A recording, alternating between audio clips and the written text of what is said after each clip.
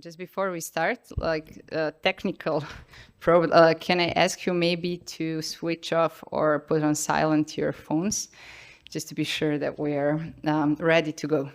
So now we can start, okay? Dear colleagues and distinguished partners and guests, I'm happy to welcome you all here in Belgrade on behalf of Center for the Promotion of Science for Climateurope2 Festival. Basically, in next 3 days, we will have this meeting and discussion that is based among scientists, policymakers, citizens, and innovators.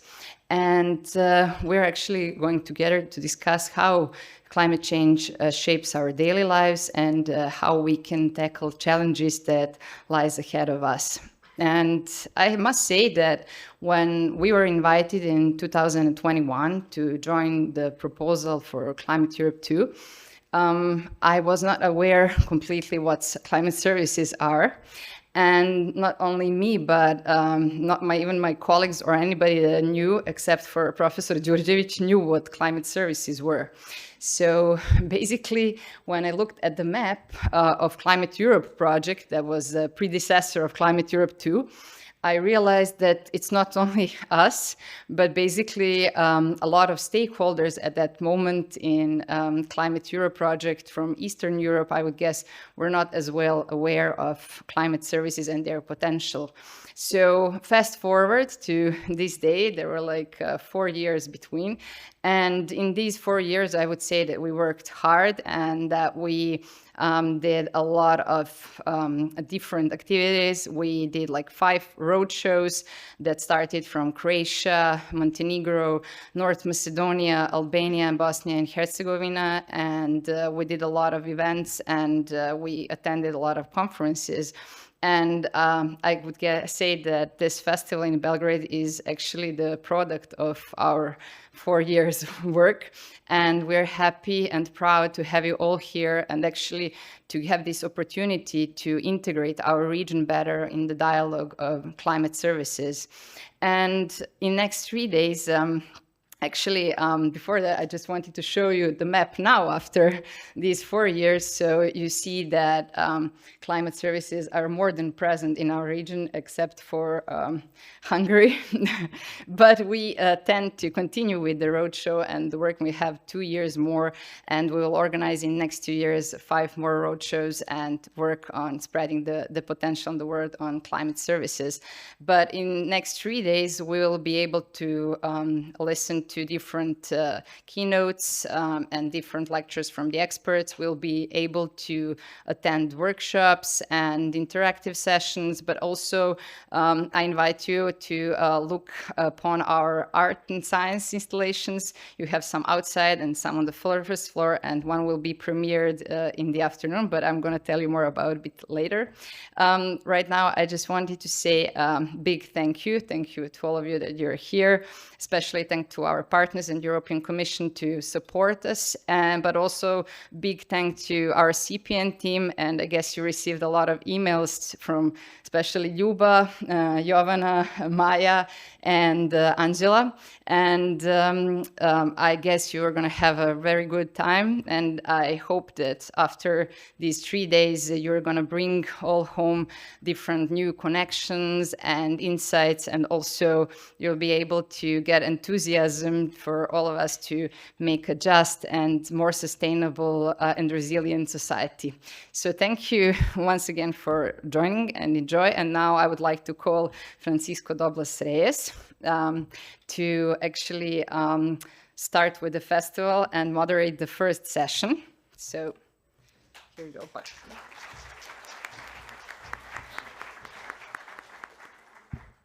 Thanks a lot, Marjana, and thanks very much for all those attending here in person and also those that are participating online. It is second festival of the Climate Europe 2 project. I would like to start by mentioning that Climate Europe 2 follows on previous project, Climate Europe, that was coordinated by Chris Hewitt, who's one of our speakers this afternoon. And that project also had also celebrated festivals. Actually, the idea was coming from that Climate Europe project. And one of the festivals took place here in Belgrade. And I was very sorry of missing that one, but everyone said that it was a great event, and probably Alexandra might remember very well how went it well. The point is that the festivals are events that are not targeting the project itself. They are not targeting the activities of Climateurope2, although, of course, Climateurope2 contributes to it and supports it. It's an event for the rest of the communities. So the effort done by the Climateurope2 partners in the festivals is to offer an environment where the climate services community can come together and can discuss the aspects that are considered relevant in the context of Climateurope2, with a special focus on the standardization of climate services. You'll see during these days a lot of references to climate services, but also to adaptation, mitigation, risk assessment, and disaster risk management. And the idea will be that climate information is put in context so that the decision making is taking place to favor robust decisions in those fields that are climate related. Before giving the floor to Anna, who will be the keynote speaker this afternoon, I would like to thank our Serbian colleagues, in particular CPN and all the members in the CPN institution, but also to the other members of the Serbian community, the Med Service, the university. And I would like to say that it's very inspiring to see how the community is working in Serbia and how closely they are working together. They are an example to the rest of the countries that are involved in the project. So very much thank you to all of you for the organization of the event. And let's go ahead then with the first speaker. So it will be Anna Repak, and the floor is yours.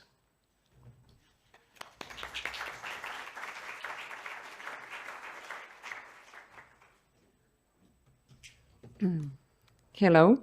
Thank you very much for inviting me here. I'm very delighted to be here. My name is Anna Repac, and I'm head of adaptation to climate change unit within the Ministry of Environmental Protection. And today I will be speaking about the main activities of the Ministry of Environmental Protection in the field of adaptation to climate change. Sorry. Okay.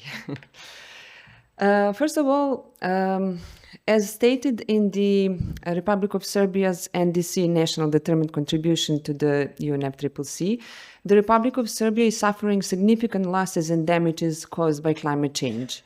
In the period from 2000 to 2024, the minimum material losses and damages resulting from weather and climate-related extreme weather events are estimated at about 10.45 billion euros. More than 17% of all recorded damages and losses were caused by droughts and high temperatures. The rate of increase of mean annual temperature in the Republic of Serbia exceeds the global average warming trend. Only in the last 5 years, compared to the reference period, which is 1961-1990, the mean temperature has been higher by as much as 2.5 degrees Celsius in our country, and this trend will continue in the future. Climate change is also affecting precipitation annual distribution and distribution by intensity. Therefore, the extreme precipitation events have become more frequent and intense, triggering floods and increasing the risk of land degradation. And such trend will also continue in the future. But of course, the occurrence of extreme summer droughts has doubled over the last decade, 2 decades, sorry, and that trend will also continue. This slide is telling more than I just did about the extreme weather events and the losses and damages in our country. So these photos are taken in last, let's say, 10 years or maybe 11 years in the Republic of Serbia, and it's more illustrative about the need for adaptation to climate change. So our ministry has taken some major and important steps in that regard. From the legal aspect, it's very important to mention the law on climate change that was adopted by our government in 2021, which provides the basis for the development and adoption for the climate change adaptation program, which was developed by our ministry and adopted in 2023. Its duration is until 2030. It was adopted together with its action plan. Action plan is for 3 years, from 2024 to 26.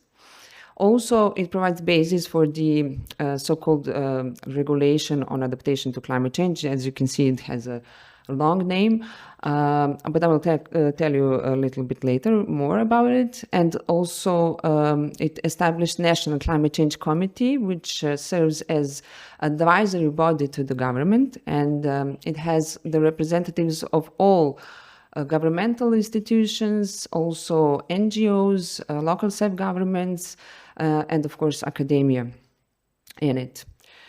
So when we are talking about climate change adaptation, we have to say that it is a process that is constantly ongoing because the climate is changing rapidly.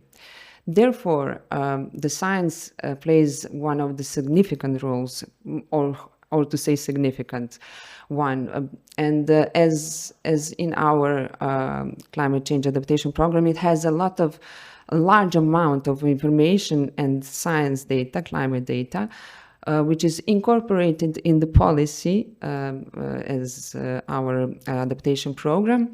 But the real thing or real practice is going on the ground, where the resilience is coming from this. So the vision of the adaptation program is that the Republic of Serbia is resilient to climate change. What does it mean? It means that a system has been established to enable the sustainable adaptation process, which means that as scientific knowledge about climate change is effectively integrated into policy and practice, the adaptation process is implementing from the national to the local level. Timely information of public education are provided to ensure that every individual is involved in adaptation process. So let me just mention the principles on which climate change adaptation program is based. Those principles are very similar, or so to say the same, as the principles on which EU adaptation strategy is based on.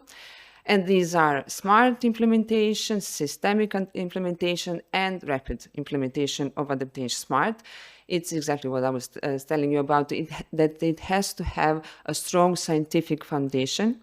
Systemic means that it's being incorporated or implemented from the national to the local level. And rapid implementation of adaptations, meaning that within the action plan, the adaptation measures have been selected by the priority, bearing in mind the increasing losses and damages. So here is a slide that is showing that for the purpose for the development of program, a new climate change analysis was conducted in accordance with the methodology of assessment report of the Intergovernmental Panel of Climate Change. And based on that, this provides the foundation for the air, water, soil nexus approach, which was implemented in our program, and the application of nature-based solutions. So here are the sectors that are that were analyzed and that are most vulnerable one in our country. These are agriculture, forestry, biodiversity, infrastructure, urbanism and urban development, energy, human health, disaster risk reduction, and in nexus approach, water resources. So on base of everything, 25 adaptation measures are there in in action plan for the period of 3 years. And this is the adaptation, so-called adaptation by law. It was adopted in December last year. And this bylaw defines the format and content of the reports, as well as authorities and organizations responsible for reporting. These reports contain information on implementation of adaptation measures, information on climate change related hazards and their impacts, and also the development of implementation policy documents on national level and also on local self-government level and autonomous province. These reports are to be submitted on a yearly basis, starting from March this year to our ministry. Why is this so much important? Because the adoption of this regulation contributes to starting, it's very much, sorry for this, to starting the monitoring and evaluation system for adaptation to climate change at national level.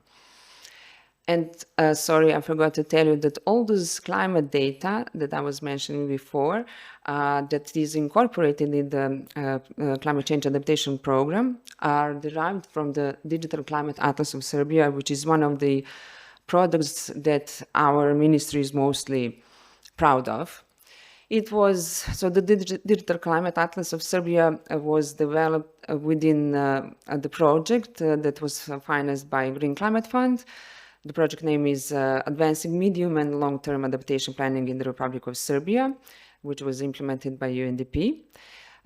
Digital Climate Atlas was developed by Faculty of Physics, University of Belgrade and NEOPICS, and it's hosted in the website of our ministry, Ministry of Environmental Protection. Digital Climate Atlas of Serbia is an interactive online tool that provides free access to climate information and climate data. The main idea behind it was to support adaptation process, but to be also useful for a wide range of users from governmental institutions and agencies, also from national to local level, but also for the researchers and academia. So this is a quick overview what can be found there on the Digital Climate Atlas. So there is climate data for different climate periods, also for the observed climate and for projected climate. It has more than 20 climate indices for various purposes, and its time series and all the data there is available for the area of the whole country on a national level, for the administrative regions, municipalities, and grid points.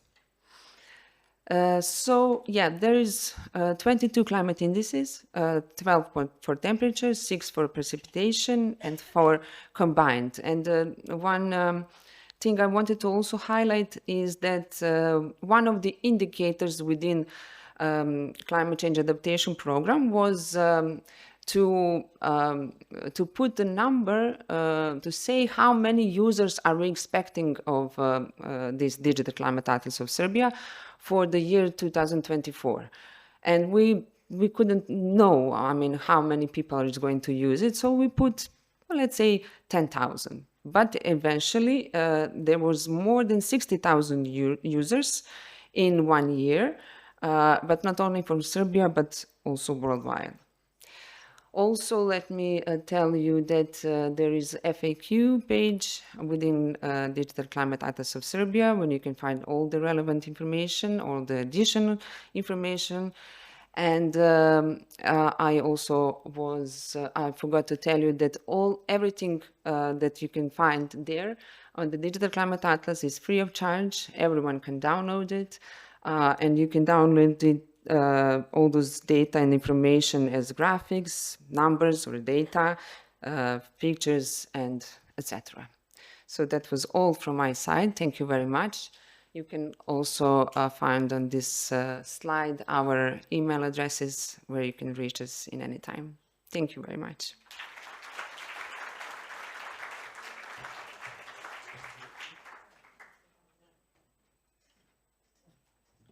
Thanks very much, Anna. Very interesting to see all the work that is being done in Serbia for climate adaptation.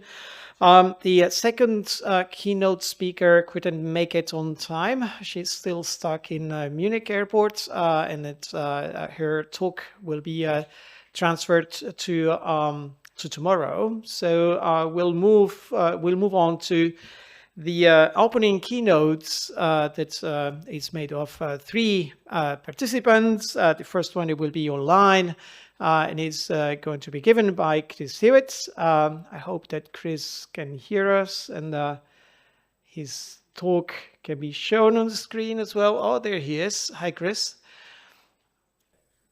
Tell me what you can see, Paco.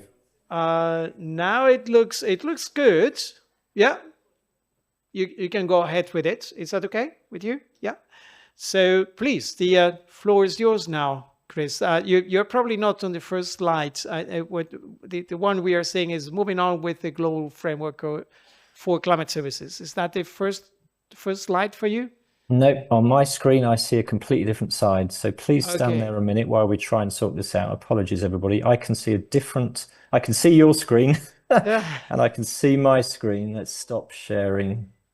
Let's try this again. You can stop sharing and probably share the full screen, the whole screen instead of a specific one. Sorry, everybody. No worries. Yeah, that's it. So now maybe if you go full screen, that we can see it perfectly now. Good. Thank you very much, Paco. Please do interrupt me when I'm near the end of my time. Yep, please go ahead. Greetings, everybody. Thank you to the technical team for all of us online. We couldn't hear the early introduction, so I heard a little bit of what Paco said right at the beginning, but just to restate it. So I'm Chris Hewitt, and I'm so sorry I can't be there. And it really is a personal shame to miss that, but I'm stuck here in Geneva at various meetings. And particularly for me, so I was the coordinator of Climate Europe, which I think Paco mentioned. And there we established festivals, and they're fantastic. So I really hope you're all going to have a fantastic time there in person, and online we will experience some of this. So sorry for not being there, but these things happen. So I used to be at the UK Met Office, but now I'm at WMO, and I am the Director of Climate Services at the WMO. Let's see if you see the next slide. If you don't see the next slide, then somebody please let me know, but I think you do. So very quickly, that was an excellent talk before me from Serbia. So in terms of climate services, climate information for decision making, there are many, many different use cases, timescales of interest, and hopefully you'll explore many of these while they're at the festival. And I just wanted to quickly introduce this now. I won't go into all the details on this slide, but I'm sure we can make these available later. So down the left-hand side, I think there's three broad timescales of interest. We can cut this up many different ways, but the words in blue illustrate the capability that we typically use for these climate services. So for example, at the top, the past and current climate, in my view, are probably the most important form of climate services. We need this so people can understand their vulnerability to current and past climate, but also as a baseline for scenario planning. And so here we use climate observations, climate monitoring, climatologies, looking over extended periods, also reanalyses products from models. So that's, I think, the most fundamental climate service, but of course we're interested in the future. And the reason I've split this into two broad timescales is largely because of the capability that we use to underpin these climate services. I know there are grey areas here, but for example, the near-term future climate, thinking about months, seasons, perhaps out to a decade into the future, we base these on climate predictions on these monthly, seasonal and multi-annual timescale. And there's a huge range of interest for this information planning resources, insurance, reinsurance, international development, the whole finance sector, but also people starting to think about adaptation to climate change.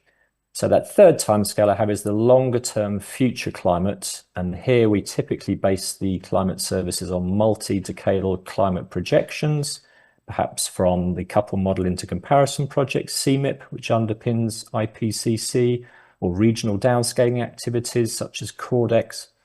And here we're often interested in mitigation policies for avoiding the most harmful impacts of climate change, decision makers planning large infrastructure projects, and of course, adaptation strategies. And a final note, there's often an overlap with weather services. Many decision makers are interested in a wide range of timescales, including trying to link climate timescales to weather services, perhaps for disruption planning or warnings and emergency response. So one of the big activities in this landscape globally, but also in Europe, but certainly globally, is a global framework for climate services, which was actually called for back in 2009 at World Climate Conference 3. I've had the honor of working in this landscape since then, since 2009, and that's one of my key parts of my job here at WMO. So this is pretty well established now, this global framework. It sets in place ideas, frameworks for actually helping people develop, deliver, and use climate information. So we're now looking to move on with this framework. It still has the same vision, enable society to better manage risks and opportunities arising from climate variability and climate change. But there's various areas of focus that we're looking to develop. In particular, the first one here, very much looking to strengthen the climate service capacity and capability across the whole value chain from the WMO, particularly in national meteorological and hydrological services, many of which are represented in Climateurope2, but all actors in this landscape to improve the availability of climate information, the access and use of that information, and provide scientific and technical support. Also, very much looking to, so this is a global framework, looking to make sure this can be used at the regional scale, such as across Europe, and more importantly, the national scale. So we're very much supporting the establishment of national frameworks for climate services within as many countries around the world as possible to help them develop their coordination, governance, and bring all of the different actors together within a nation. The second one here, I won't go through all five, but just to mention the second one, WMO also works with many organizations around the world to support climate policy and climate finance. We don't do climate policy and climate finance through authoritative scientific information. And so my coming slides will go into this in a bit more detail. Paco, I think, mentioned standardization. So very much keen here at the WMO to develop and support standards, quality management and training. And we have some technical commissions very much along the lines of producing guidance on standards. So in terms of the WMO's role in this landscape, I guess one of the key things we do globally are the flagship climate we report on regularly.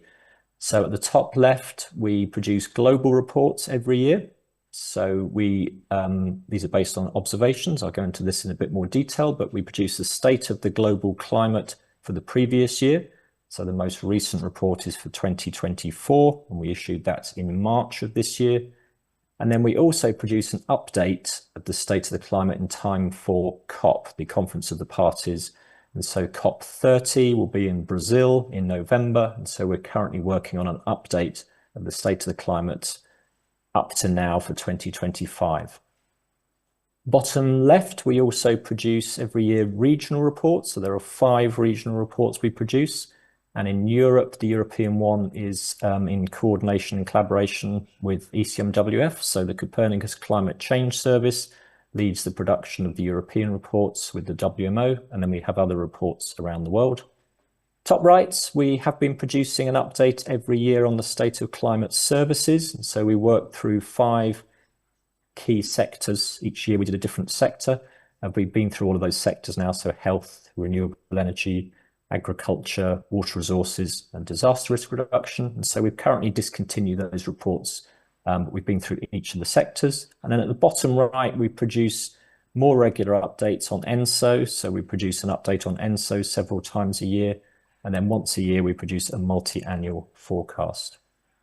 So quickly digging into these reports, what are they? So the WMO State of the Global Climate Report is probably our biggest report. So this was issued in March, as I said. So this is reporting on 2024. And the headline for 2024, as I'm sure you're all aware, that was the warmest year in the observational record, 1.55 degrees plus or minus 0.13 C, above the 1850 to 1900 average. So the bottom left shows the atmospheric carbon dioxide concentrations, and you can see those continuing to rise. And of course, that's largely driving the long-term warming that we're seeing on the right. And so the figure on the right shows global mean temperature from 6 global data sets that we use to produce this headline. So the headline's sadly 1.55 degrees of warming last year. So we also, a few months later, then produce more of a forecast. So the state of the climate is based on observations, and then every year we produce an annual to decadal climate update. So this involves several European groups, actually. So the Met Office in the UK is the lead centre, and BSC and DWD in Europe are key parts of this report. So this was issued in May, and the headlines from this: 80% chance that at least one of the next 5 years, so 2025 to 2029, at least one of those 5 years will be the warmest on record. So that's a pretty high chance. 70% chance that the average of that 5-year period will be above 1.5 degrees C. So these are global average numbers, but the report goes into more detail regionally. So for example, there's some information about the Arctic. So the Arctic warming is predicted to continue to outstrip the global average. So these global average numbers do hide a lot of important regional detail and detail on extremes. So I've said 1.5 a few times now, and I'm spending a huge amount of my time over the past year or so discussing this. So 1 year above 1.5 degrees C does not mean the level mentioned in the Paris Agreement has been exceeded. It's an important message, and of course, it's quite a difficult message to communicate, but it's very important to focus on this. So we established an international team of experts to define a metric for this. So the Paris Agreement itself doesn't get into details around technical details. So we're working to actually define a metric and then look to monitor that metric.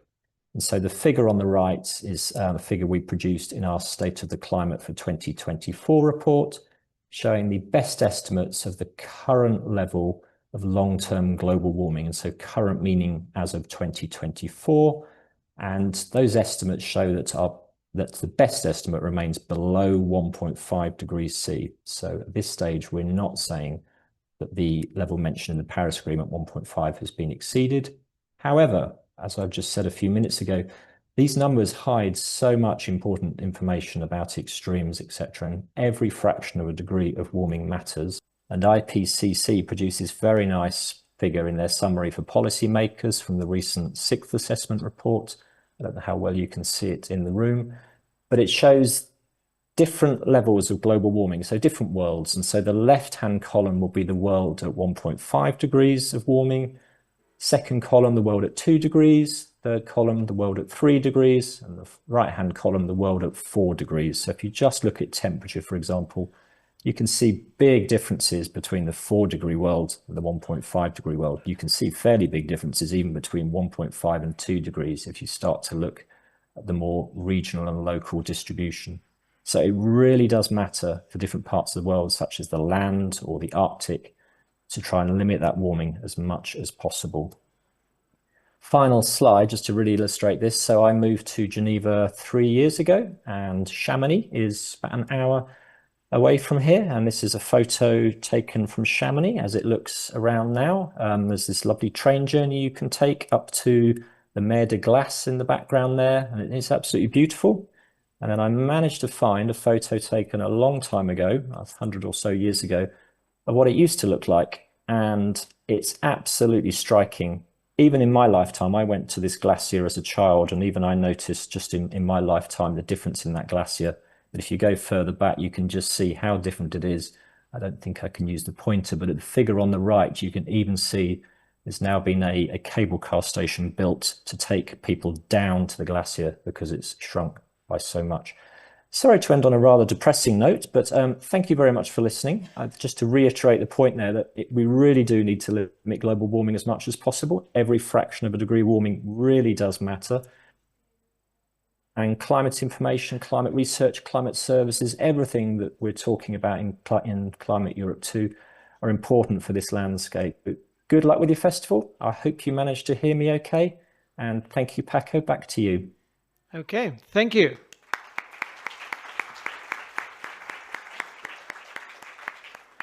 We only had a small hiccup in the middle with a few seconds where we lost you, but it was really nice and really great that you could be here with us. I can't hear you.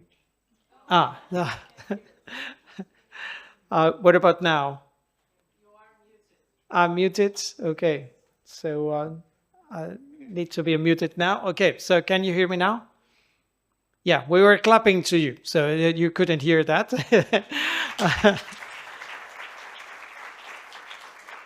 So thanks very much for joining us today, Chris, and please stay with us because there will be a discussion at the after the next two presentations. So let's move on to the next one that will be given by Niels Hebelman from ECMWF. Okay. Thanks a lot, Niels.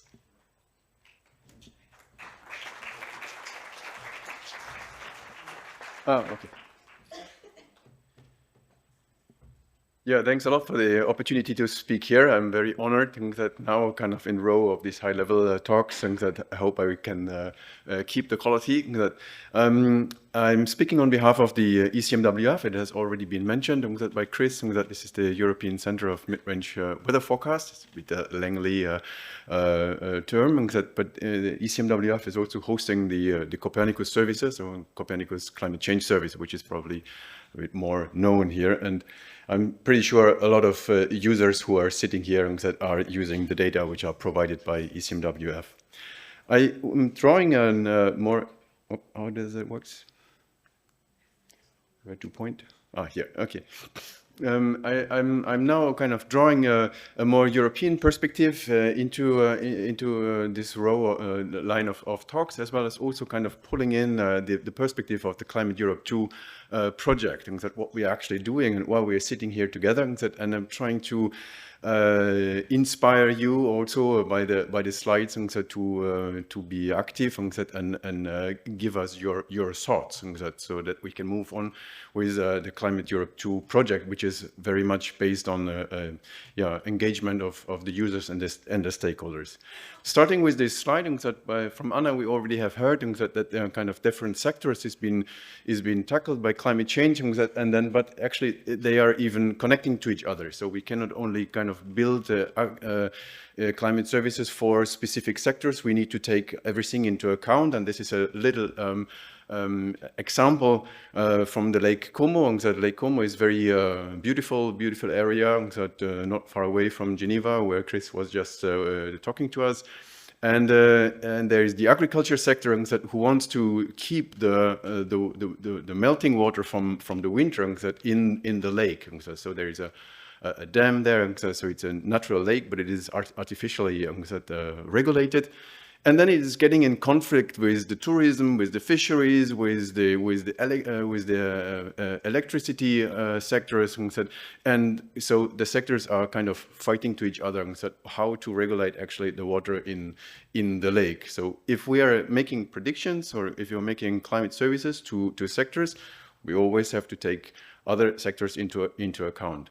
And I gave you an example of one of the Copernicus climate change services, or the ERA5 or ERA5 Land, and that is one of the data sets very well used, and that is provided by the Copernicus services, to establish the climate services. Another example, that just to kind of make you thinking about how climate services needs to be designed for the agriculture sector. This is an example of a very specific application developed by ECMWF, and the biosuccess. It's on it's for the change that we are not using chemical controls on the agriculture fields, but using biopesticides, and that is depending on many factors. So it's very specific. So climate services needs to be kind of organized in a way so that we are taking into account different data sources, different ideas, and administrative thinkings behind. So it is very heterogeneous. Not only it's the same as in health as well. And if you are turning it further, with that putting all these different sensors into account, what is in the agriculture sector, then we are facing a very serious problem if we're talking about standardization. So it's in principle not really possible to make a kind of a standard out of that. So we need other tricks here, and there is also ideas behind that. This is one of the ideas, kind of standardization in climate services, and so probably you're very familiar with the fair data, fair data principles, so fair for findable, accessible, interoperable, and reusable, has been very well established for data. That many conventions has been organized and that is been followed. Also, kind of there are quality checkers in the archives, etc. It is more and more also being incorporated into the information systems. So the kind of, we have heard about the Serbian Atlas, and that's information systems like that are built on infrastructures which are also now findable and are accessible, interoperable, reusable. So the same principles can be taken into account into the infrastructures and the digital infrastructures as well.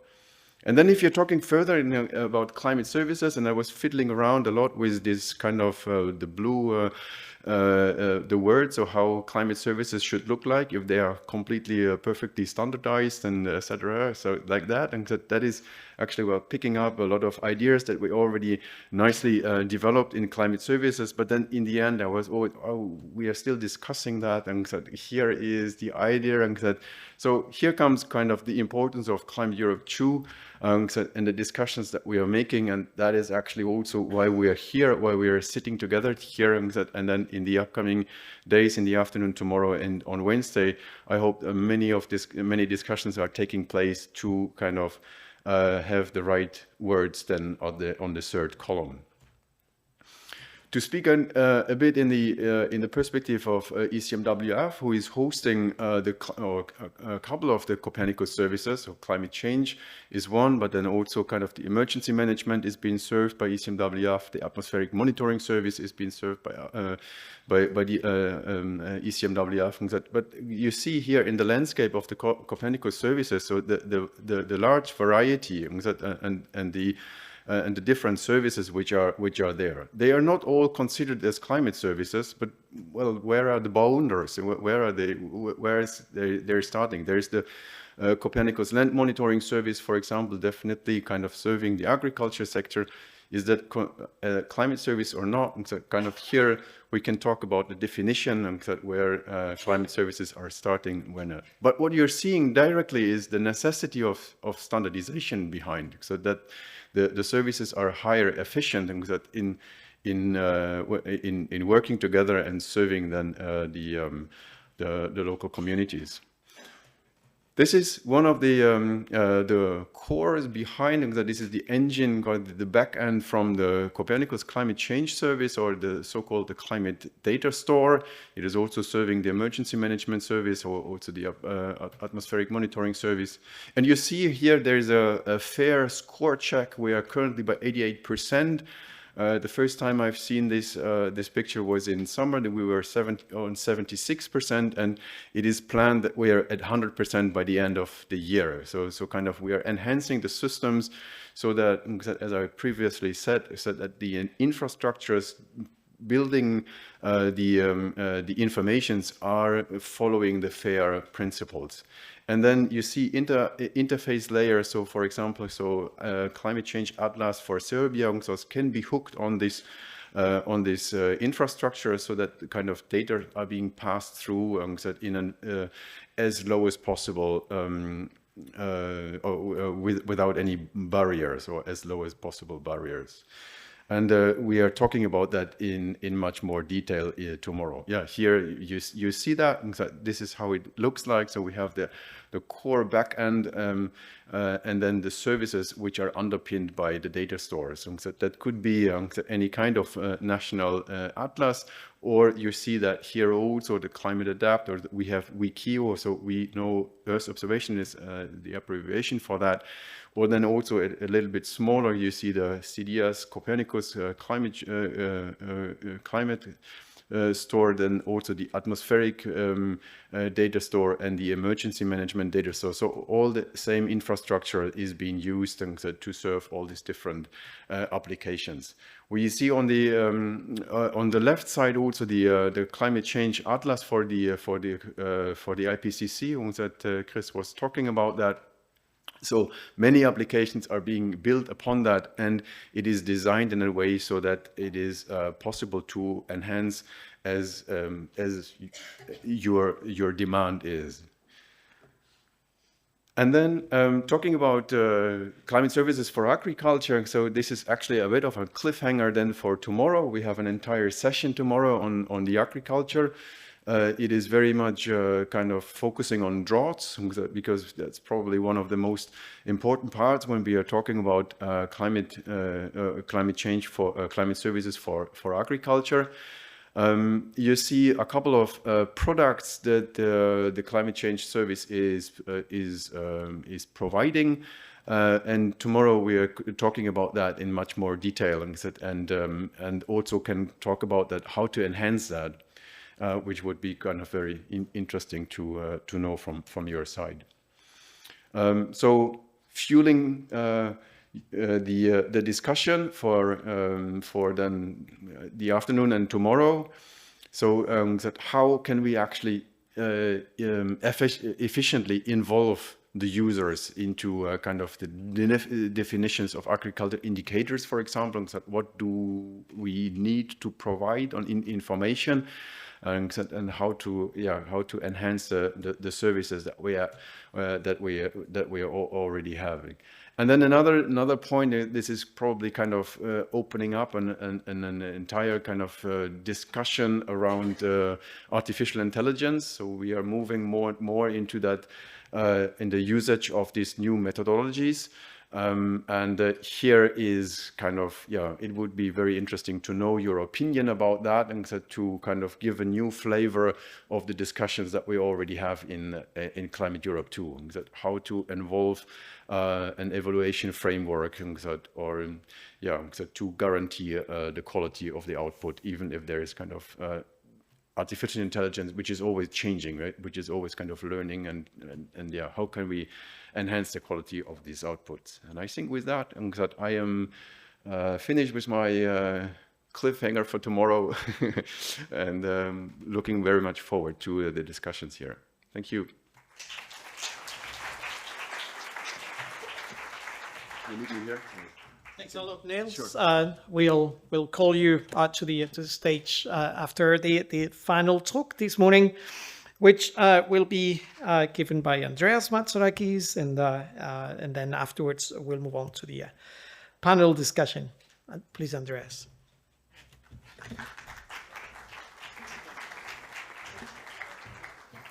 Thank you, Paco, for the introduction. Ladies and gentlemen, thank you for the invitation to be today here. I will focus today, and I will share some facts about climate services for health, but in reality, I will go to the perspective of heat. There's a specific reason behind why I selected heat in order to do that. First of all, talking about climate change and human health is a huge topic. And to be honest, the sector of human health wake up very late. Absolutely late. And this also have been mentioned by Chris, but we have also from WMO and WHO also the climate services for health reports every year.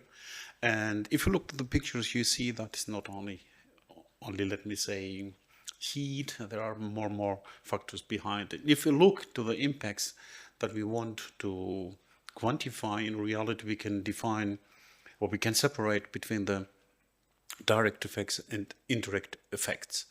And there's one specific thing concerning, especially in order to find the point to move to heat, is when we take heat, we have to be very careful talking about heat. In reality, most of the people think heat is heat waves, but in reality, heat is not only heat waves, it's also extreme heat, which we really facing during the summer. Depends on the level on that. And here we have and this is a report that we had in Germany, which covers all the topics concerning health, also vector-borne diseases, UV radiation, and so on. But main message in this report was that if we take heat as an example, we are facing stronger intensity. The amount, let me say, the period will be longer, and we will have also an increase, let me say, in the amount of extreme heat. But we have to be careful here in the amount that we will have more heat waves. I will explain that later. So this is because of the transfer. of a presentation. When we talk about the heat, it has to be clear for us that we are talking about the world population. More than 60% at the moment are facing problems with heat and so on. And then we have something specific, that we have the urban population. In reality, the problem of heat is not only on the rural areas, but it's mostly also in the urban areas. And then, if we want to start to quantify heat, we have to really realize what happens here. We have a change of the quality of life. We are suffering. This is the first. The second one is we have a reduction of the productivity. And we know that each centigrade of temperature increasing after 20 centigrade, we have a loss of the productivity about 2%. And then we have the morbidity. And most of the studies and most of the criteria that we use is we use the mortality in order to quantify something.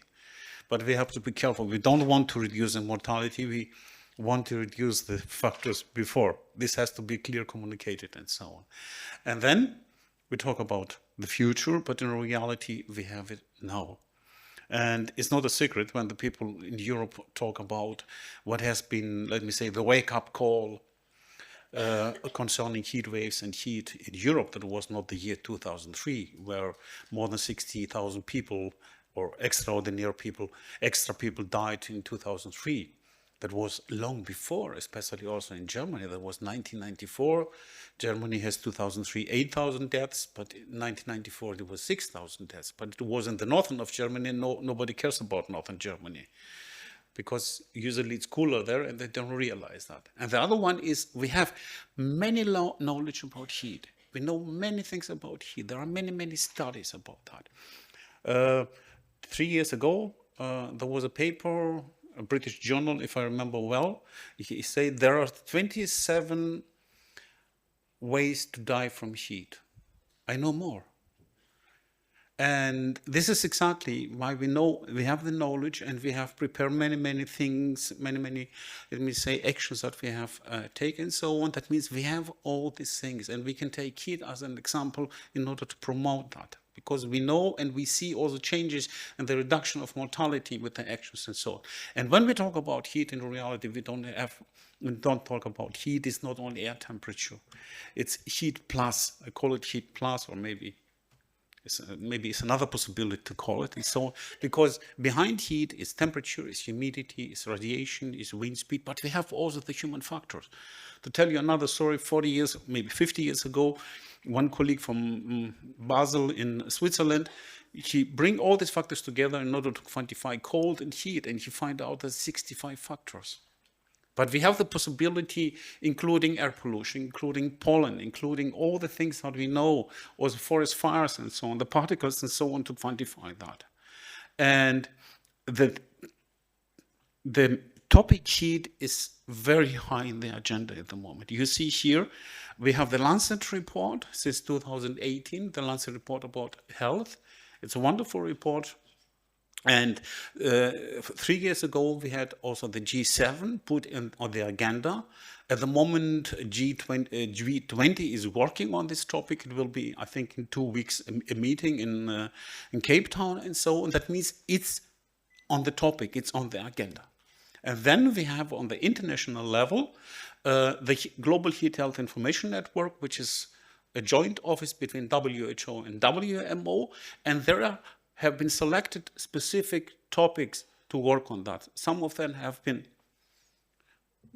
really completed, or mostly completed now, which is the heat in the city, or is heat in the workplace. But there are also some things in our free time which are important, like maybe say events where we spend outside, like the Doha event, where because of a study it was transferred from summer to winter. And then there are also some other factors like indoor, children, pregnant women, that we have to care about that. That means we are leaving, let me say, the traditional way of analyzing things, and we bring together, let me say, other sectors, other disciplines and so on. And then we have the heat health action plans, something fantastic. And the heat health action plans have 8 success factors. And the story behind the heat health action plans, it started after this extraordinary heat wave 2003 in Europe. and it has been developed by the WHO office in Europe, and they have 8 factors. And if you look on these factors, it covers everything. It covers from the beginning the agreement of a lead body. That means who is responsible for that.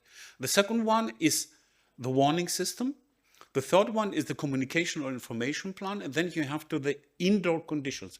Indoor is the point, because we spend also in summer more than 80% of our time indoor. That means we need information for the indoor. And then we have the specific population groups. You don't have only vulnerable groups, we have also risk groups and so on. And then we need, let me say, the sector, and this is a sector of health and social care.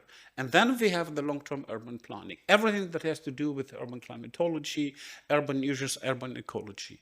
And then finally, and I'm happy that you mentioned that, Anna, we need the monitoring and we need the evaluation. If we don't have that, we fail. Okay. And there's an additional thing. At the moment, the heat health action plans is a hype. Everyone wants to have a heat health action plan, but the first problem that the people face is who is responsible for that and where I can find information. But there is also another secret behind that heat is not an issue for the summer, but it's an all the year issue. Starting from the development of planning. It's not a secret, Vienna developed a heat health action plan in 3 months. But why? Because they had all the required information still exist. And then you need this before the summer, information during the summer, and then the post-processing. And this is exactly what is needed. I selected from the heat health action plans, not of course all the 8 success factors. And the one is the heat health warning system. This is an example from Germany. Germany provides in the heat health warning system the perceived temperature, which is an index which considers all the meteorological factors, but also activity and also clothing. This is a perceived temperature. Includes also the short-term, medium-term adaptation of the last 30 days concerning heat. And then it gets some thermal load categories for counties. Counties? This is the big issue that we have to discuss here. What is the administration level where we provide the information? In Germany, for heat, is the counties. If you take agriculture, it's something different. And then the combination with an indoor model, which calculates the information, the conditions indoor, and then combining these factors and some other factors, a warning proposal is produced. This is modified or approved by meteorologists, and then we get the warnings.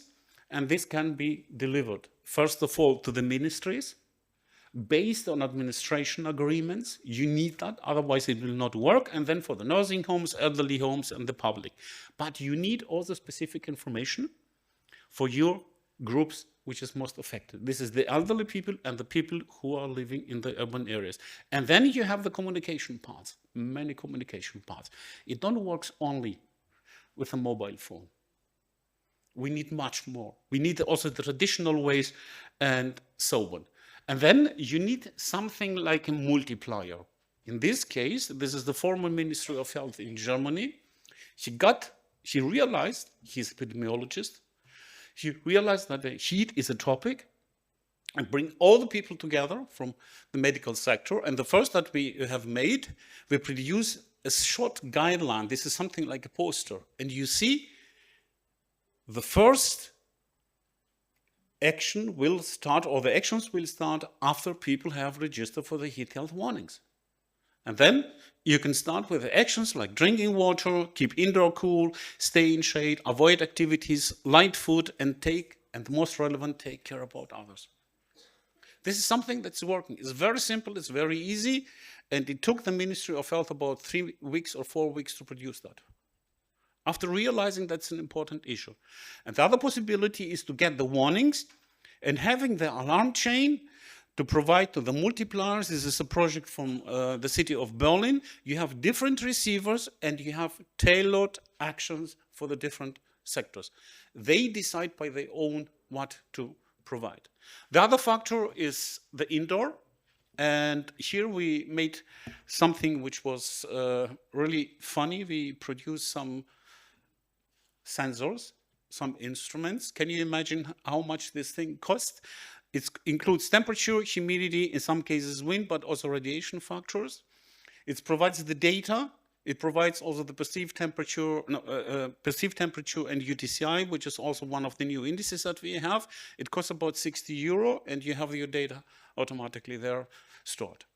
And then we set up this in at the German Meteorological Service in Freiburg. That's my former job, and this is also my office that you see here, which is the hottest one. This is the reason because I don't work in the afternoon. So you see, we have a huge variability, and if you look on, let me say, on the first floor, it's stable. The more you go to the height, and the more different orientations you have, and so on, sun or not, and so on, is different. This is exactly the data that we need, because indoor, yesterday or today morning was published a new paper stating that the indoor conditions is more relevant than the conditions during the day. It's in the same level in reality. Okay, what about urban planning? And this is exactly, anyone talks about urban planning, about parks and so on. And I have here also an example. It don't look so fine. Here, I think you cannot read it, but we have this possibility of, let me say, the strategies that we use. It can be the green and blue, it can be also the materials, it can be also water, misting systems, and so on. This is exactly that we have, and we have many information about that, how we can provide information for the planners. The planners understand that, but have a problem, of course, to apply. And then the biggest question that we have in urban climatology is about the transformation of spaces. What about the green and so on? And this is an example from Freiburg. This is the place of the old synagogue. You see on the left side that was something like a grassland, and the planners and the architects want to have a multifunctional space and so on. This is how you see no trees and so on. Of course, the people don't like that. We need the involvement of the people there, of the locals there. And then the place has been modified. This is how it looks now. And this is based on the study that we made. We use all the thermal indices that we had, also the data that we had, and we run some simulations. What will be happen if we would remove only one tree? And this tree is not a big one. It's a diameter of 8 meters, a height of 7 or 8 meters, and so on. And if you remove the one tree, you have an increase of the hours with heat stress. This is an index over 35. This is not temperature, it's another quantification. You will increase for about 135 hours. Or sorry, 125 hours. This is exactly the data that we can provide. And if you take popular examples, you will be successful. But you have to show also, let me say, the development, what can be done more and so on. And then we have also the cross-sectoral factors. This is very important to look about the sectors and how the sectors, not only the disciplines, but also the sectors. And this is something that really is important, is the communication and the implementation. But this is only the beginning in this context concerning information that we are providing. In order to have the communication and implementation, first you have to agree in a common language. And I have an example here. This is for the responsible person in Freiburg. She produced this map. She is from urban planning and so on, and she provided this space. You see the tram line with grass and so on. And she provided also some keywords like shade or ventilation. But me as meteorologist, when I talk about that, I talk about global radiation, or I talk about roughness. This is the problem that we have. It's not the problem, it's the challenge that we have. So we have the possibility in order to do that. And I have a final transparency. We had a project, it's completed 2 years ago. And that was for the city of Karlsruhe, but we included also Freiburg. And here we don't provide in a very high resolution, time resolution, of course, and special resolution. We don't provide only the warning, and we don't provide also, let me say, in each street the temperature, but we provide something different for the experts, for the, let me say, for the government. I need only 30 seconds. And here we provide the distance to the doctor, the distance to the next park. But we have to be careful also here, because for someone who is healthy, who is young, the distance to the next park is 5 minutes, but for an elderly people is more than 10 minutes. That means we have to be careful about the information that we're providing. Thank you very much. I have to leave tomorrow noon. If there are something specific, please contact me before. Thank you.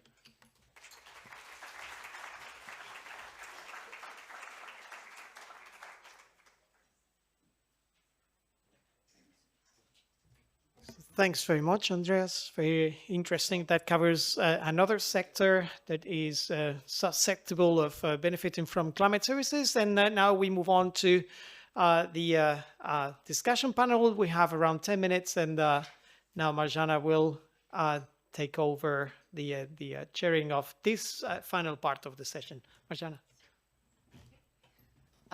First, we would like to invite back our speakers to join us. I think it's going to be better, and I hope that you have ready some questions for them. And I would like to ask Jovana whether she can take a look at Zoom and tell us if there are any online questions, please. We don't have for now. So from Zoom, no, not at the moment. So please, there is one question in the back. That.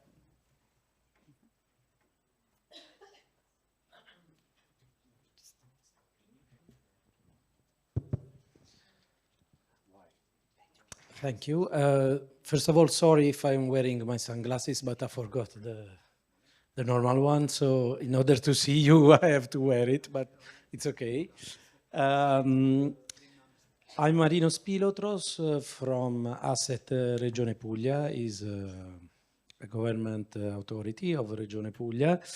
And I don't know to whom ask the question, because it's a transversal question, but I will start with tell you that in the end of November in Barcelona, all the regions represented in CPMR, that are almost 150 regions, and all the president will sign an agreement, Euro-Mediterranean Pact, in order to fight climate change. And the week after, all the Minister of Environment and Foreign Affairs of the countries, we co-signed this pact. This is because for the 30 years of Barcelona agenda.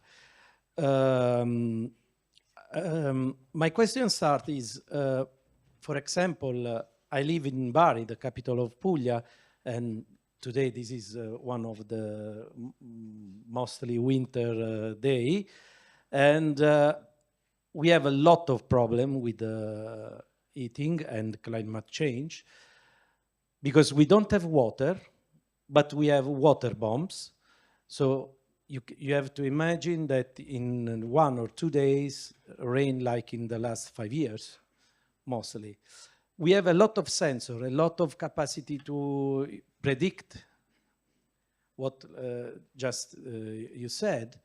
And I have a specific question on it. We are a touristic country. Normally, we are 5 million inhabitants. In summer, we multiply by 2, even by 3. And we have a lot of cruise ship. And what happened, in July and August, we have 44, 45, even more some days. And a lot of these tourists that I have to say are not young anymore, they want to go out and see, you know, our museum, our beaches. What happened, I think was 2 years ago, that the day was very, very hot. It was 42, but the feeling was like 54, 55. There is a lot of humidity.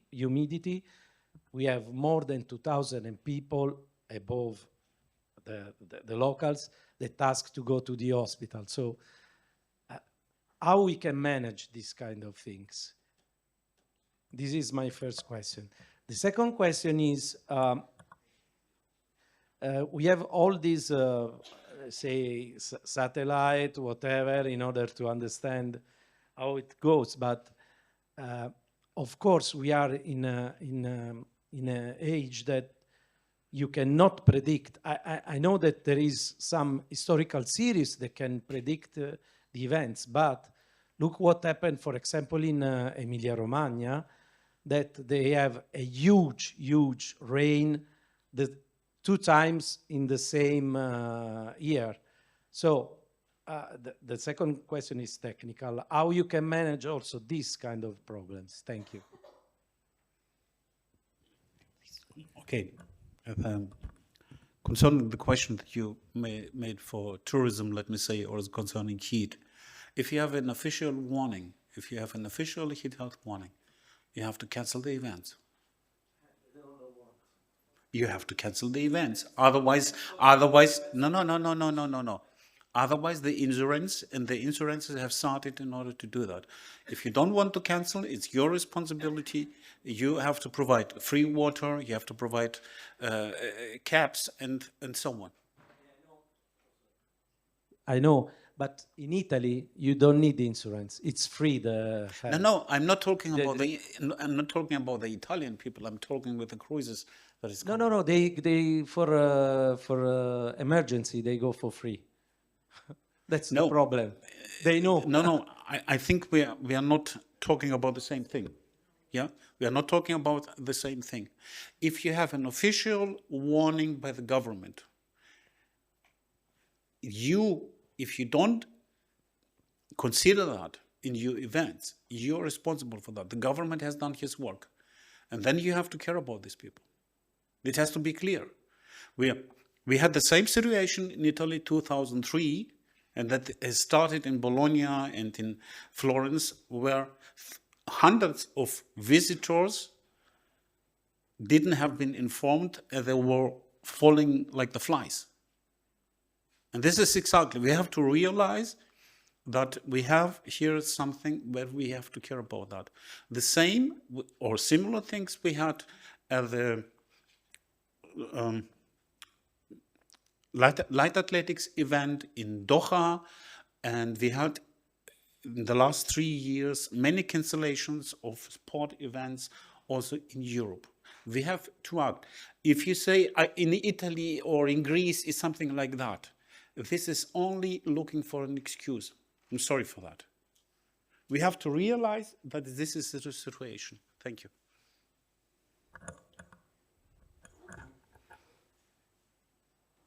Is it on? Oh, okay, yeah. Can I? This is an excellent point that you made. That actually is the question of who is responsible for the information, and then as kind of I'm talking now with the perspective of the Copernicus services, with that, or also ECMWF, which is serving then the member states, or serving the European countries, basically. Is always kind of that what data are we providing, and then that where is then the national services are taking up and taking over the responsibility, and and I'm just going to underline that if there's a warning, you need to protect the people. That's the first priority, that before kind of that doing an event, that just before of the in terms of the benefit. You had also a technical question, but I'm not really remembering what was actually. Could you please repeat the technical question? Yes, was linked to the historical series. When you have this historical series and something happened twice, I mean, not expected events, how you manage with your systems? Oh, okay. Well, this is now diving into kind of the scientific definitions. And that we are having an agriculture session tomorrow, and I'm pretty sure we are talking about that. And that because there is actually, well, we need a real standardization of the definition of that. What when is the threshold, or when is the when is kind of the return time counting as something critical. But one of the slides will talk tomorrow about when is a drought. So we are still not having a real definition on that, or this kind of floating in that direction. So we can deep dive into that tomorrow. Yeah. Okay, I think that we'll have to stop actually here, unfortunately, and that we can discuss more on during the coffee break, because I think that we're right on time. And we have, unfortunately, again, immediately another session. But actually, after this session, there will be a longer coffee break, and then there will be like a cocktail and time for all us to discuss. So I would like to thank you for your session, for the participation in the session, and then we can immediately move forward to the next one.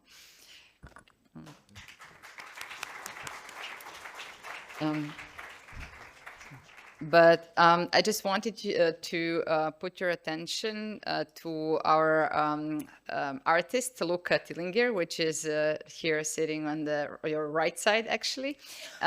He is doing scribbling while you're actually talking.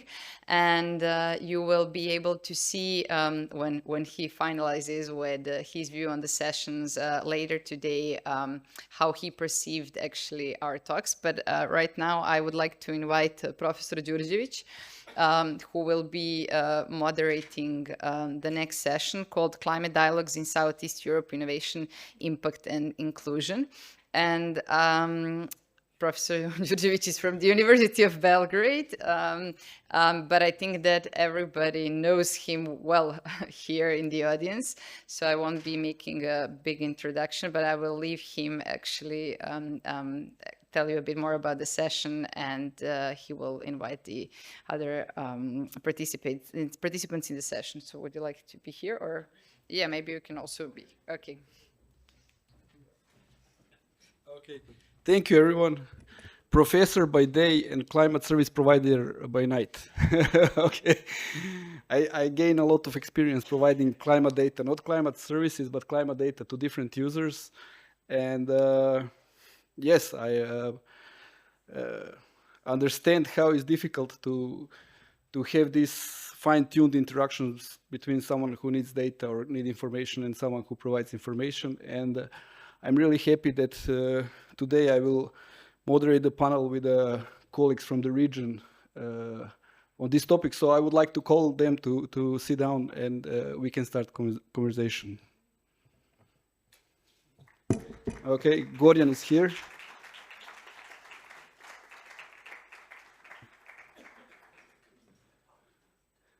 Vasiliki and Biljana. And colleague from Romania. Okay. Thank you all for coming here. I can sit on the last one. So.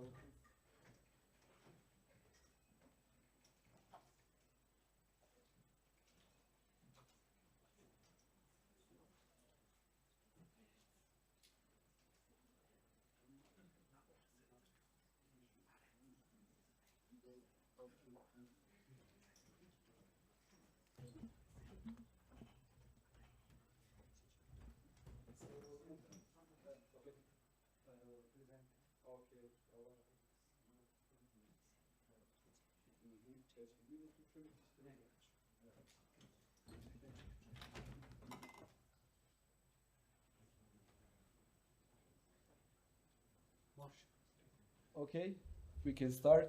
Today with us are, we're going to go from my right side, from your left side, from Gordian Jovanovski from Macedonia, the owner and developer and whatever of EarthCare AI.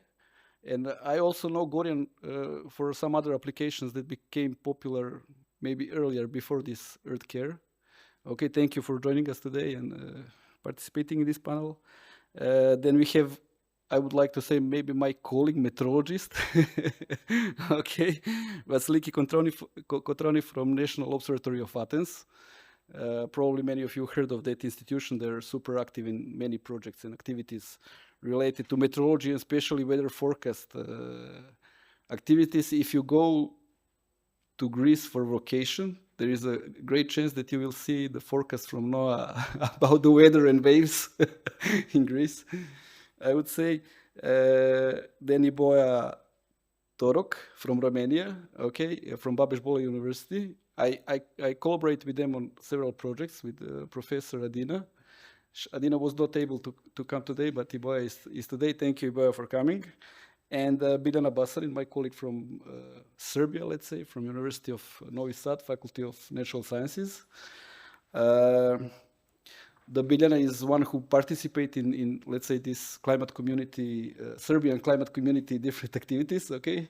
The community expanded from day to day, which is good. I think that we need more people because the challenges is front of us and probably not enough hands here to manage all these challenges.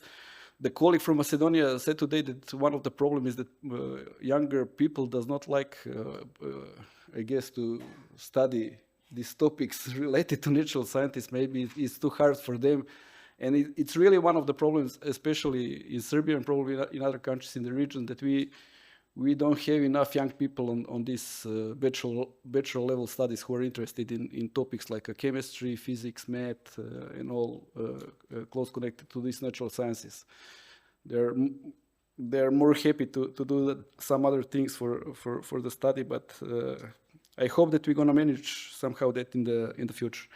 Okay, to better know what you're doing and your background, the first round of questions will be some kind of your presentations of your project and your institution, so we can start.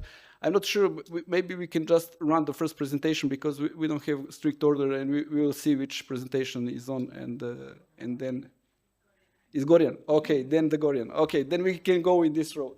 Okay, somebody take care of that. Wonderful. All right. Hi, everyone. My name is Gorian. I go up there? Sure. All right. We'll do it here. Hi, everyone. My name is Gorian. I am a software engineer by trade, but I've been working with climate and weather data for the past 10 years. The professor mentioned that he knows me from a previous project. For all of you who are from the Balkans, you know air quality is terrible, especially in winter. For those of you who are not from here, that's what happens here every winter. I made an app that was called Air Care, which was, the whole point was to use as many open data sources as possible to help people know what they breathe. It's on your phone, you can still download it, it's still active, it still works, and it works basically around the world today. And that was kind of my way into activism and into the climate field where we started. But that was 10 years ago. Since then, all the way to now, I've been working on different projects and have started my own startup. The startup is called HiloSense now. We rebranded 2 weeks ago, so I caused mass confusion amongst organizers here, which I do apologize for. And I want to give you a little bit of an insight on how we take what you guys as professionals have done, especially when it comes to weather forecasts. And my job is to then translate and bring this way down to what actual businesses use and need, because we talked about this in earlier sessions, that there's a big divide between data and then actual decision-making processes. I'll be very quick. I work with the energy industry. That's my job, to help companies know how much energy they will produce. In order to know this, a lot of energy is dependent on weather. Almost 80% of energy generated worldwide today is dependent on weather, which means weather forecasts are crucial for this part. Now, here's one of the clients that we work with. It's in the UK. It's in Conskey. It's in the border with Wales. And if we zoom in here, it's this gas power plant. Now, in the era of renewables, you need gas as well because renewables are not stable, so you have gas filling in back and forth. But the problem is that these guys came to us and said, hey, you know, this is the weather models that we use currently. So this is a 10 by 10 kilometer resolution model. There are 2 by 2 kilometer resolution models in the UK. But the problem is that with this type of resolution, we don't really know the number that is being pumped out every hour.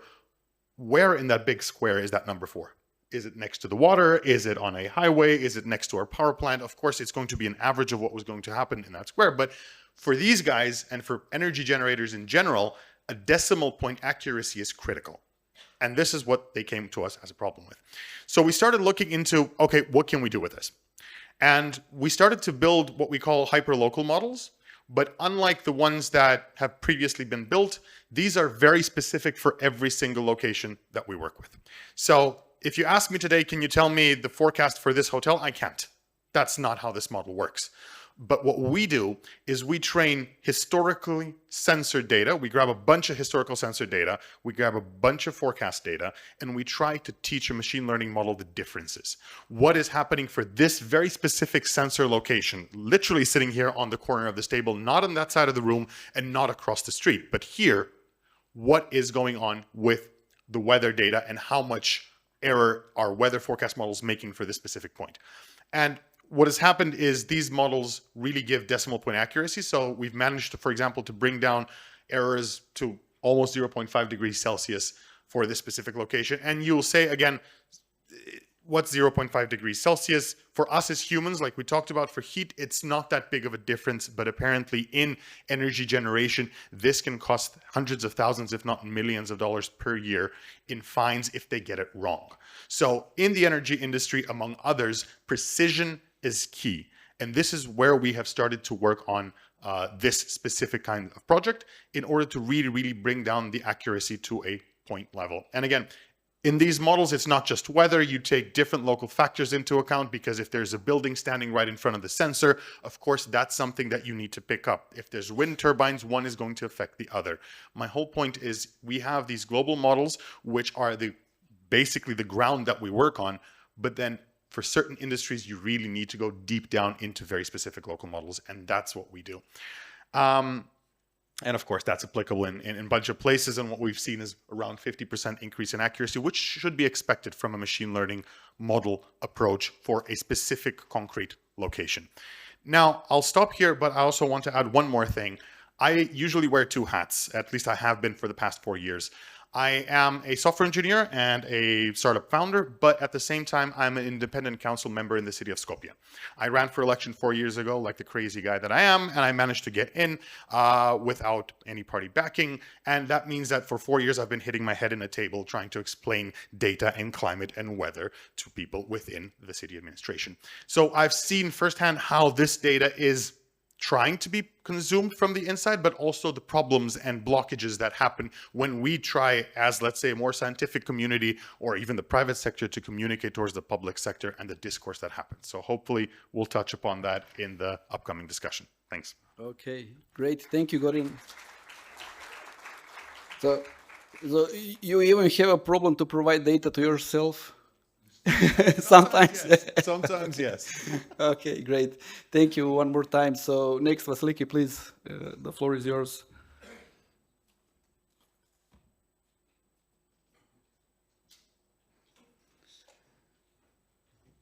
So thank you once again to have invited me to participate in this panel. I am Vasiliki Kotroni. I'm working at the National Observatory of Athens. I'm research director, and I come from the Meteo unit at the National Observatory of Athens, where we produce weather, as we used to call them, and of course now we call them climate services. So basically we develop those services because we are working on environment, atmospheric and weather data all these years.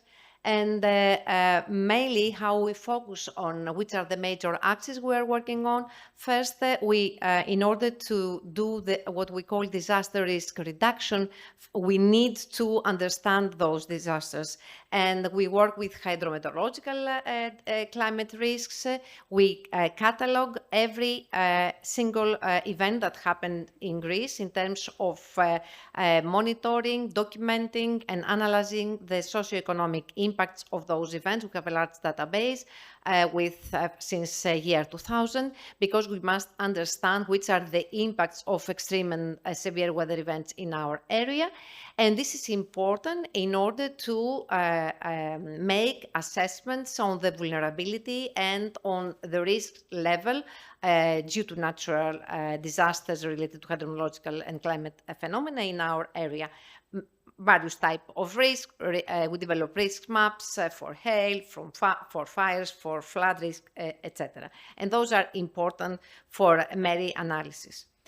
Secondly, we work on detection, observation, monitoring, analysis, and forecasting of those hazards. Basically, we run very large observational networks, And those observations are very much interesting, both for detecting and observing and monitoring the severe weather events. They are important for understanding those events, and eventually they are very much needed for AI-driven services, as it has been pointed before. One needs many data in order to train AI-driven models. And of course, we use also any other type of observations, which are very much important for our case, satellite data, lightning data, etc., and a multimodal approach in order to provide various scales of forecast from short-term to seasonal scale and make tailor-made forecasts for the end user, which is important, spanning from lightning, hail, fire weather, and fire spread forecast, as you can see here in the pictures where we show how we forecasted the fire spread for an actual fire that started in a place in Greece. And based on all these information, data sets, observations, model results, etc., we build early warning systems and smart alerts. We focus on various areas, regions, or municipalities. As you can see, one example at the municipality level in the Attica region where Athens is, we provide alerts for temperature, for high rainfall, etc. But also we have developed a heat wave alert system, which are important. Andreas Mazarakis has talked before in his talk on how important it is to give heat alerts and not just heat wave alerts. Heat alerts about the heat threats that we expect in various areas in Greece. And we think that another final important axis is the dissemination and the communication of all this information. So all this information, both for observations and for models, all these systems should be disseminated correctly and communicated. And this is why we developed MeteoGR, which is visited by more than 350 daily visitors on average. And we contribute to this dissemination not only of the forecasts and the observations, but also we have become a prime source of weather-related information for Greek media, because what we want is that we increase the understanding of what is happening in the weather and climate conditions in Greece by the general public. So each one of the events, we explain it. And this is important because if we increase awareness of people, then we will get to increase their awareness and their coping capacity. So the approach to climate services, this is the final just take message, is that the principle of development of the climate services channel group focus on innovation, impact and inclusion. Innovation because we think that we should use advanced modeling and data integration. That's what we do. We care about the impact of, that is why we develop tailor-made forecasts to the decision makers, and inclusion, and that is the reason why we engage the communities, the end users, and of course even the general public. So this is all about, and I will be happy to discuss with you the further questions. Thank you. Okay, thank you, Vasiliki. Iboya, please, the floor is yours.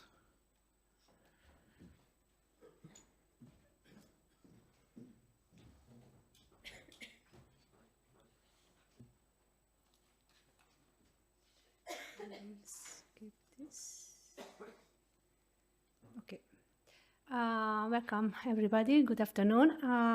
It is a great honor to be here today at this fantastic scientific event. So my name is Iboya Török. I'm from the Babes-Bolyai University from Cluj-Napoca. Basically, I'm a human geographer, and I'm studying the societal impact of the climate changes. And I'm interested much more about the most vulnerable people. So today I would like to briefly present our ongoing project called Severo. I mean, strengthening the research capacities for extreme weather events in Romania. It is a smaller project financed by the Horizon Europe program, started in 2024. The project is coordinated by the Babes-Bolyai University together with 3 European partners from Italy, the CMCC, Belgium, the University of Antwerp, Germany, the Justus Liebig University from Gießen, and a small enterprise from Romania called Indecosoft. And so, as I told you, the Severo project is designed to strengthen the research capacity of for extreme weather events in Romania and their societal impact. So the main objective of the project is to develop and advance scientific expertise at UBB through knowledge transfer from the leading European partners, especially in analysis of heat, drought, floods, and compound events using artificial intelligence and multidisciplinary data. Central to the research effort is the creation of a new scientifically validated threshold for heat-related health risk, which will form the basis of Romania's early warning system. A small-scale joint project will test this method, combining meteorological, hydrological, health, and perception data. And the outcome will be translated to an AI-based platform capable of generating more precise and timely alerts. By involving national authorities and emergency institutions directly in the project, the scientific outcomes are aligned with operational needs, ensuring that the enhanced early warning tools can be implemented in the practice. So implementation will take place over 3 years with dedicated work packages ranging from training and scientific exchanges, applied research and dissemination, with the ultimate goal of transforming scientific advances into operational improvements in Romania's resilience to extreme weather impact. So the expected impact will be a stronger research capacity in Romania, a more resilient early warning system, and a more prepared society against extreme weather events. Thank you. Okay, thank you, Iboya. I'm not sure, you said that you are using AI to provide some kind of warnings? Early warning, okay. A new threshold for improving the early warning system. So I'm wondering, because many people that use ChatGPT, after they receive the answer from ChatGPT, they say thank you, and ChatGPT said, "Oh, you're welcome." So no, does your AI much more deeply? Maybe if you don't send thank you to your early warning AI, maybe next time you will not receive it. Okay, thank you one more time, Biljana. The floor is yours.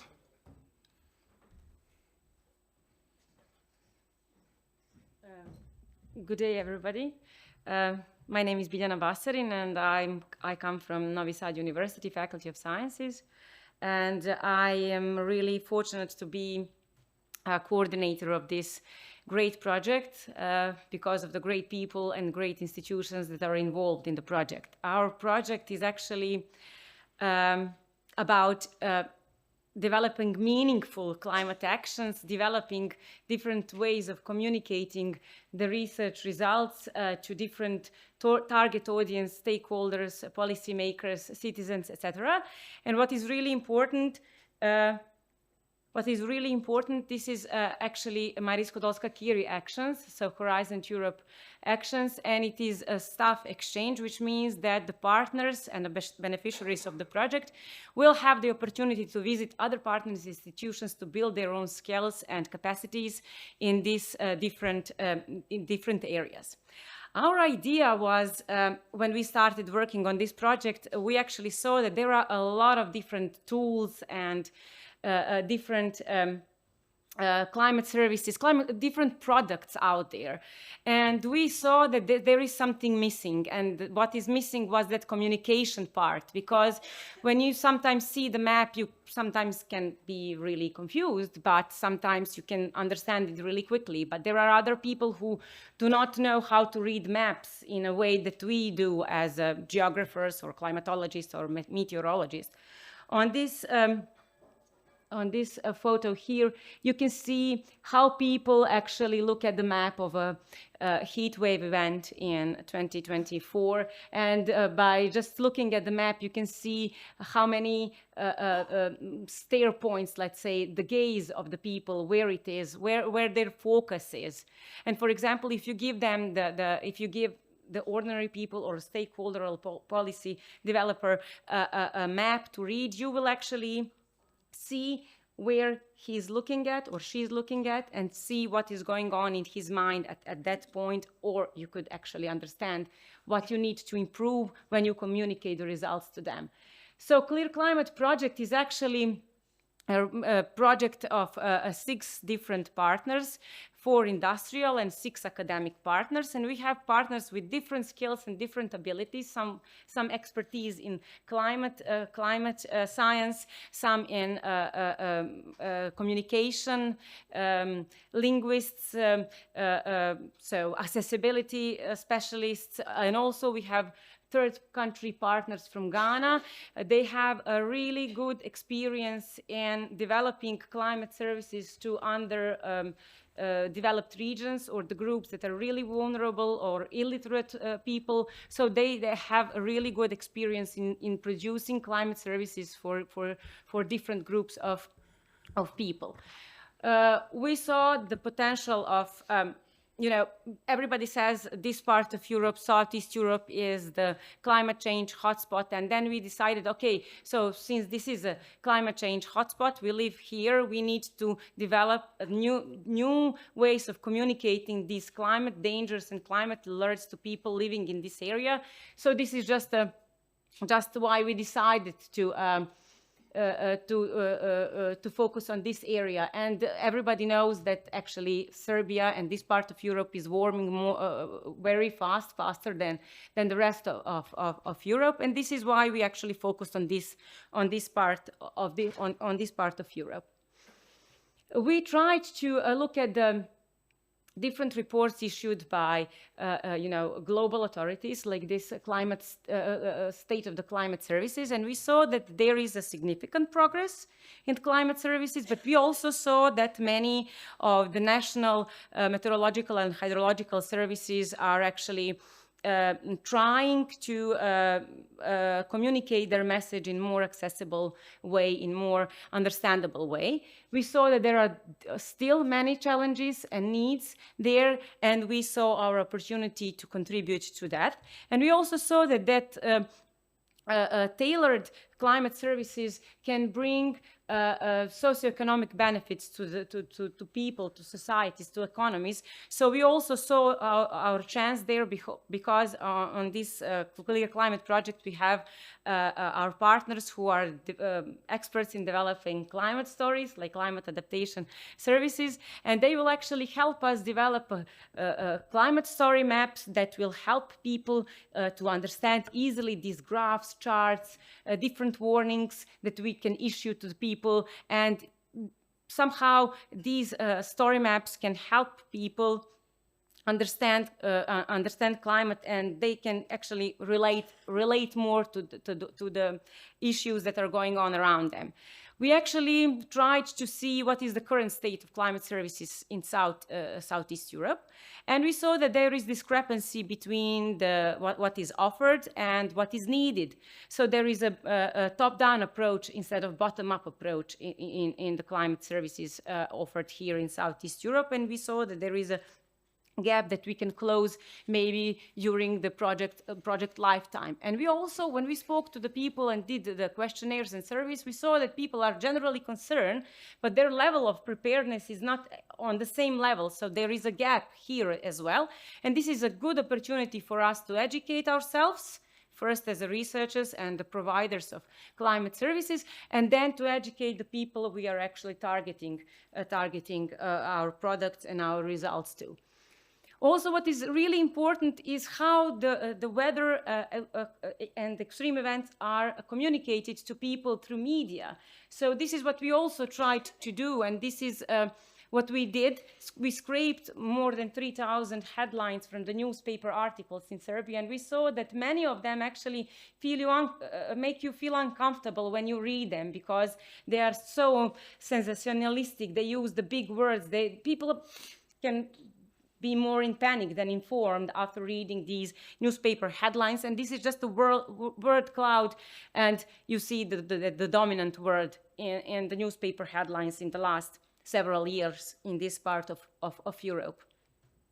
And then we realized that we cannot just do surveys, because we know that what people say sometimes is not equivalent to what they really actually feel. So we asked our colleagues from universities in Warsaw and in Barcelona to help us with the behavioral insights into climate communication. So we are using eye tracking devices to see how people react to different stimuli.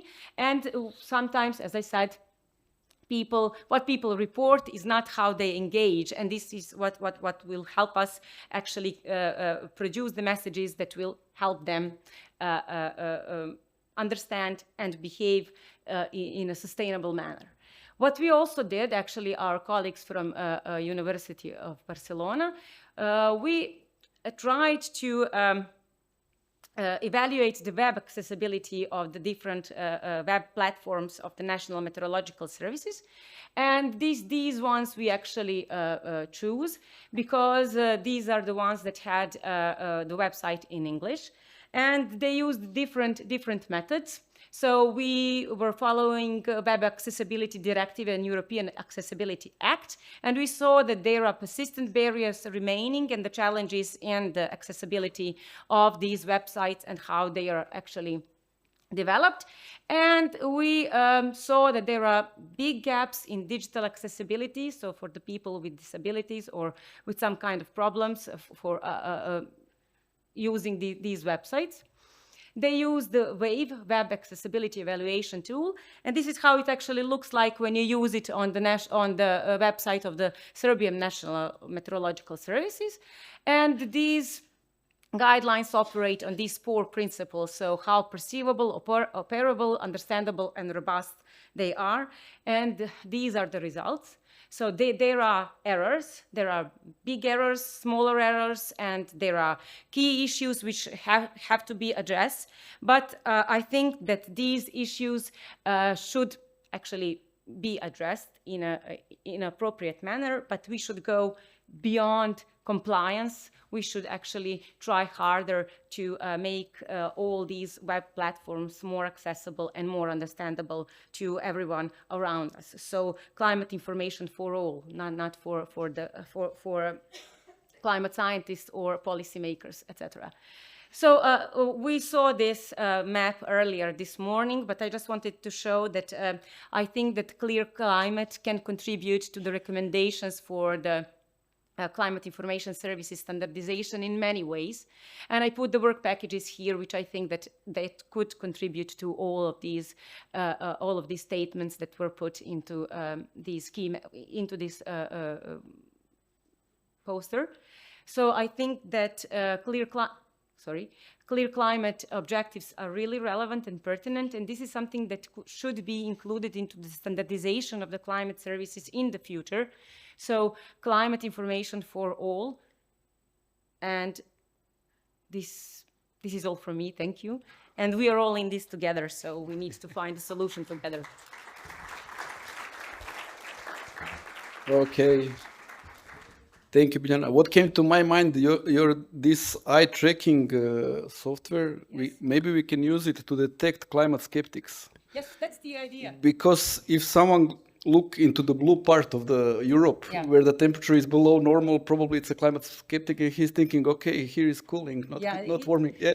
Well, we actually, when we use the eye tracking devices, and we had the random people gathered, and we used the weather apps from the mobile phones, and we asked people to tell us when will be the lowest temperature, which day will have the lowest temperature, etc., etc. So you can see that people do not know where to look for this information on these web, for example, I don't know, websites or applications on the mobile phone, and then you can see really what is going on. So people need to we need to help people understand the climate information better in order to change their behavior and understanding of what is going on.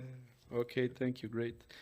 Okay, we'll go for one short round of additional questions, then we open the, we'll call audience for the questions. Goran, can you tell us what is your opinion on how much the information that are available today is really used by, let's say, governments and officials, but also the private sector in terms to create some kind of strategy or to try to solve some problems related to the climate currently, especially in our region here? From my perspective, I'll give you 3 examples and how I see this happening. First is from a personal aspect. So me as a citizen, so me every day in Skopje, I have my phone with me, and I know that, for example, I'm not that interested in what's the temperature going to be tomorrow, but it's how the temperature will feel. What we talked about, what the professor talked about previously, when we talk about temperature, you talk about temperature and humidity. You don't really talk about just temperature, because it's how we, as a human being, will perceive how hot it is outside. Now, it's about packaging this information, the concrete information that actually interests me, and not just throwing numbers at me and saying, hey, this is going to happen. But then you get the other problem. So I know that our local hydrometeorological institute is connected with a project that sends alerts to kind of the European system, Meteor Alert, I think it was called, and I get them directly on my phone as well, which is great. There's a kind of a circle of integration there. But what I saw was that this summer, for example, we constantly kept getting alerts. There's heat stress or wind or rain, heat, wind, rain. And what happened was, from a psychological perspective, we get alert fatigue, where people say, okay, I see this every second day. I no longer perceive it as an actual threat, even though it can be credible. And suddenly I stopped looking at it. I used to work for Booking.com previously, so I was the one bombarding you with ads about booking hotels. And I've seen the exact same thing happen in a completely different industry, where we had banner fatigue of people getting very, very tired of seeing the same information. So this is where we need to figure out, how do we convey information to the right people at the right time without them starting to ignore it because it became repetitive, even though it's very critical for them to know that it's still happening. On a second point, you have the industry. I talked about working with energy clients. Again, the energy clients that we work with, they don't really care about temperature or wind speed or humidity or pressure. They care about how much kilowatts of energy am I generating. That is for them the bottom line. If I only come to them and give them this information about temperature or humidity, they don't really care. So we need to package this in a very concrete way of what the clients or what the end user is really thinking about. And again, when we talk here in this room about delivering climate services, it's about understanding the end user. What is the end user looking for, and am I giving it to them in the right format? Because I can have the data, but if they don't get it the way that they want, again, it'll be overlooked. And maybe the last point here is from me being a city council member and seeing how the city of Skopje is reacting to all of this. Now, the city of Skopje is very terrible at using climate data, almost no climate data at all being used. It's ridiculous. Coming from both a technical and a startup background and joining the city council, I was petrified to see how little data-driven decision-making was actually being done in the background. But for example, when we started to analyze one of the, let's say, recent catastrophes that happened in Skopje, it was a big flood in one of the municipalities in Stajkovci, which unfortunately took the lives of multiple people. I was there the next day. My friends live there, so I tried to rush over to see if I can help them and kind of dig mud out of their house. The city of Skopje came with the question, okay, why didn't we know? And let's look at flood indexes and flood maps and understand, okay, floods can happen here. And they were, again, looking at the wrong thing. They ran for flood. Flood happened, let's look at flood data. They never started to understand, why did the flood happen? Because that amount of rain has happened before. It's not just about looking at flood maps. We need to understand the data behind those flood maps. What turned out to be is we had illegal deforestation. And with that illegal deforestation came degradation of soil, and with all that rain, nothing to absorb it, the water came rushing down a slope that was very close to it, and then took out the highway and took out the village as well. So the city was looking at, again, the wrong types of information, trying to come up with a certain conclusion. My point being, if you're delivering climate services to a certain group of users, sit them down and talk to them. Understand what it is they actually care about.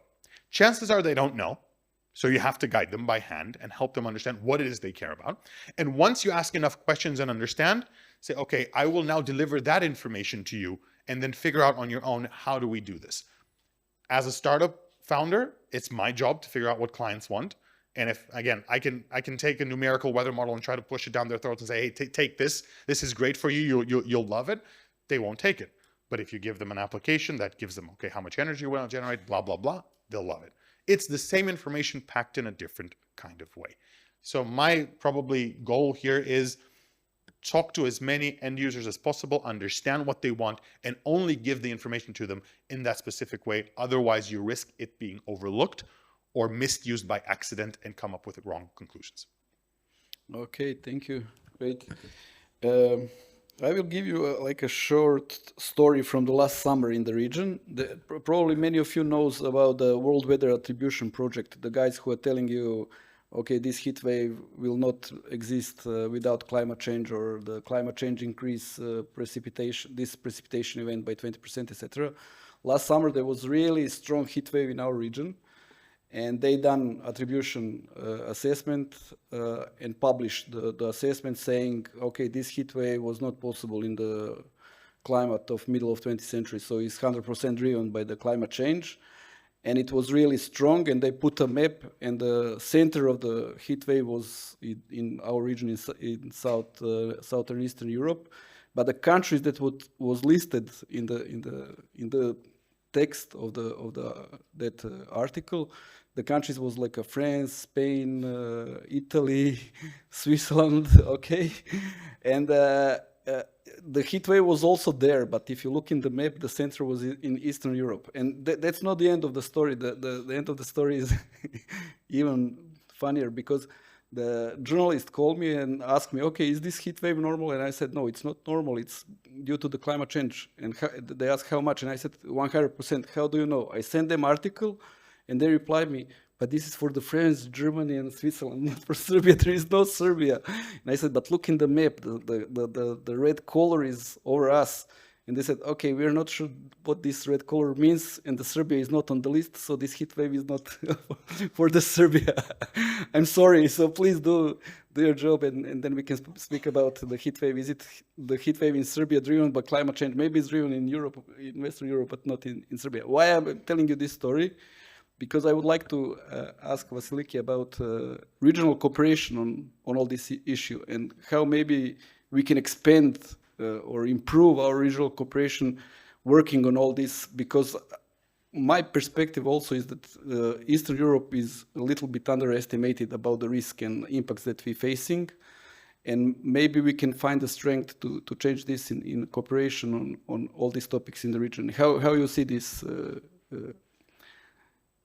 well, you situation? already put this into context. It is true that in the southeastern Europe we face the exact same problems, which are exacerbated by climate change. We have more droughts, more heat waves.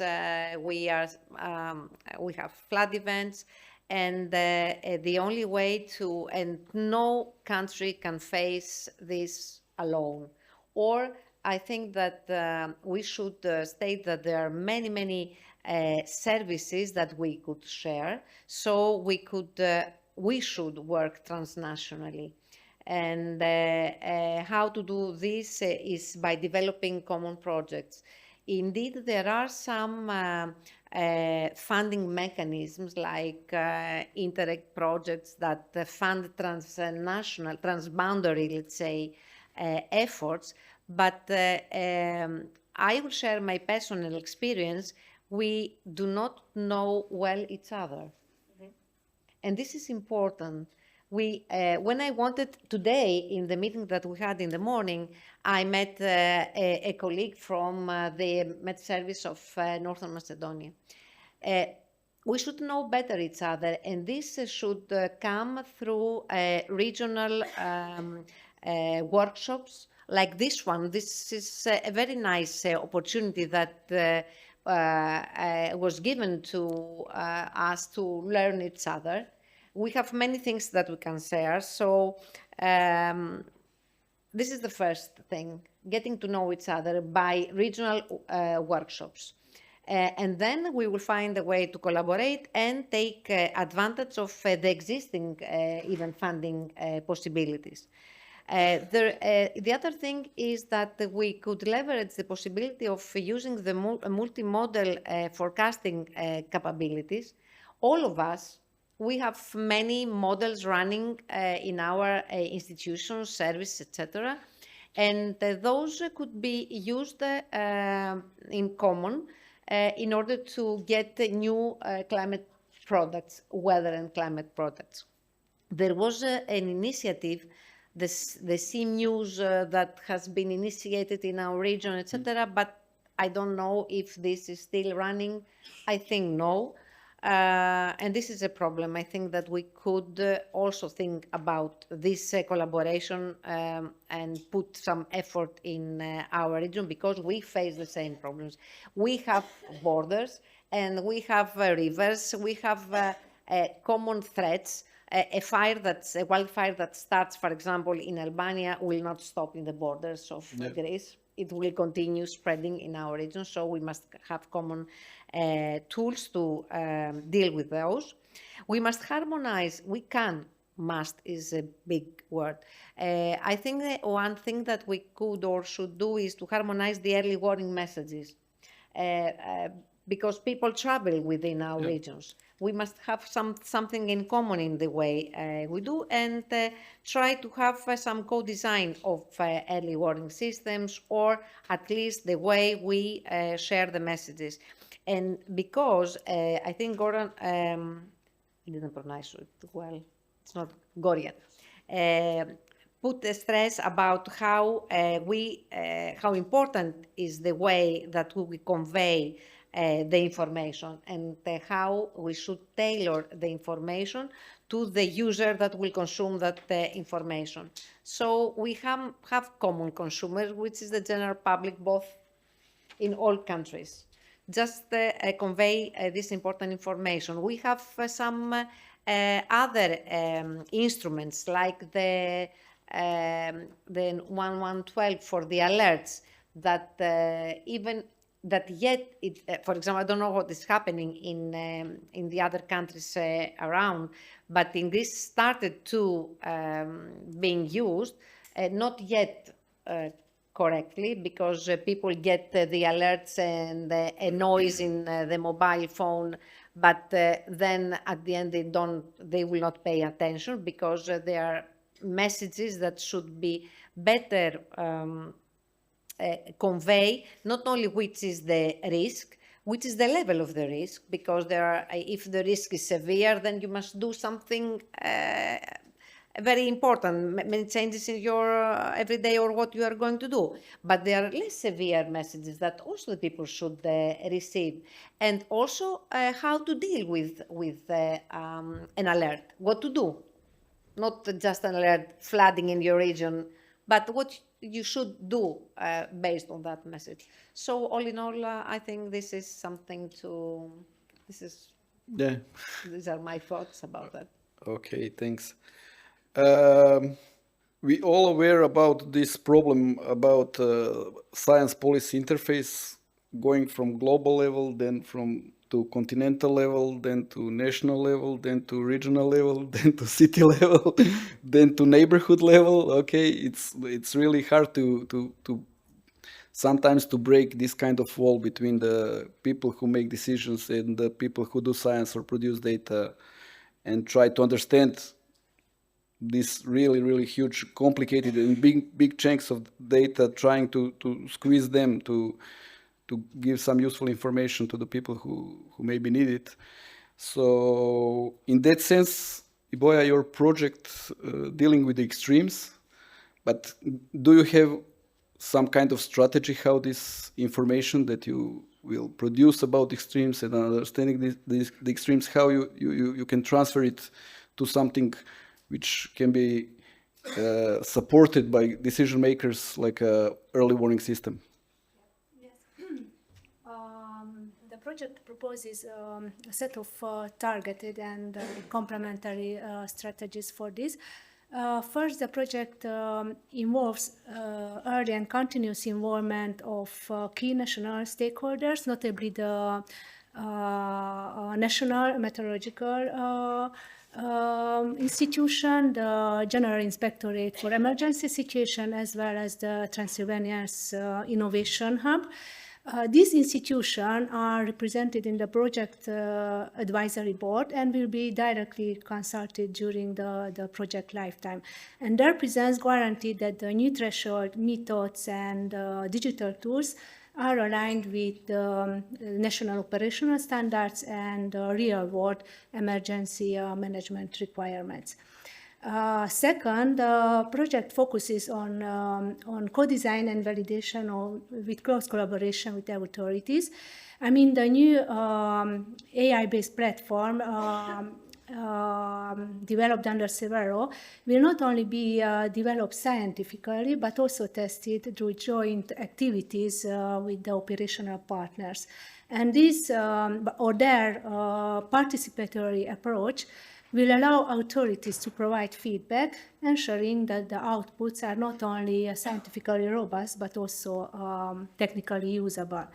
And third, interoperability and technical integration capacity are built into the project.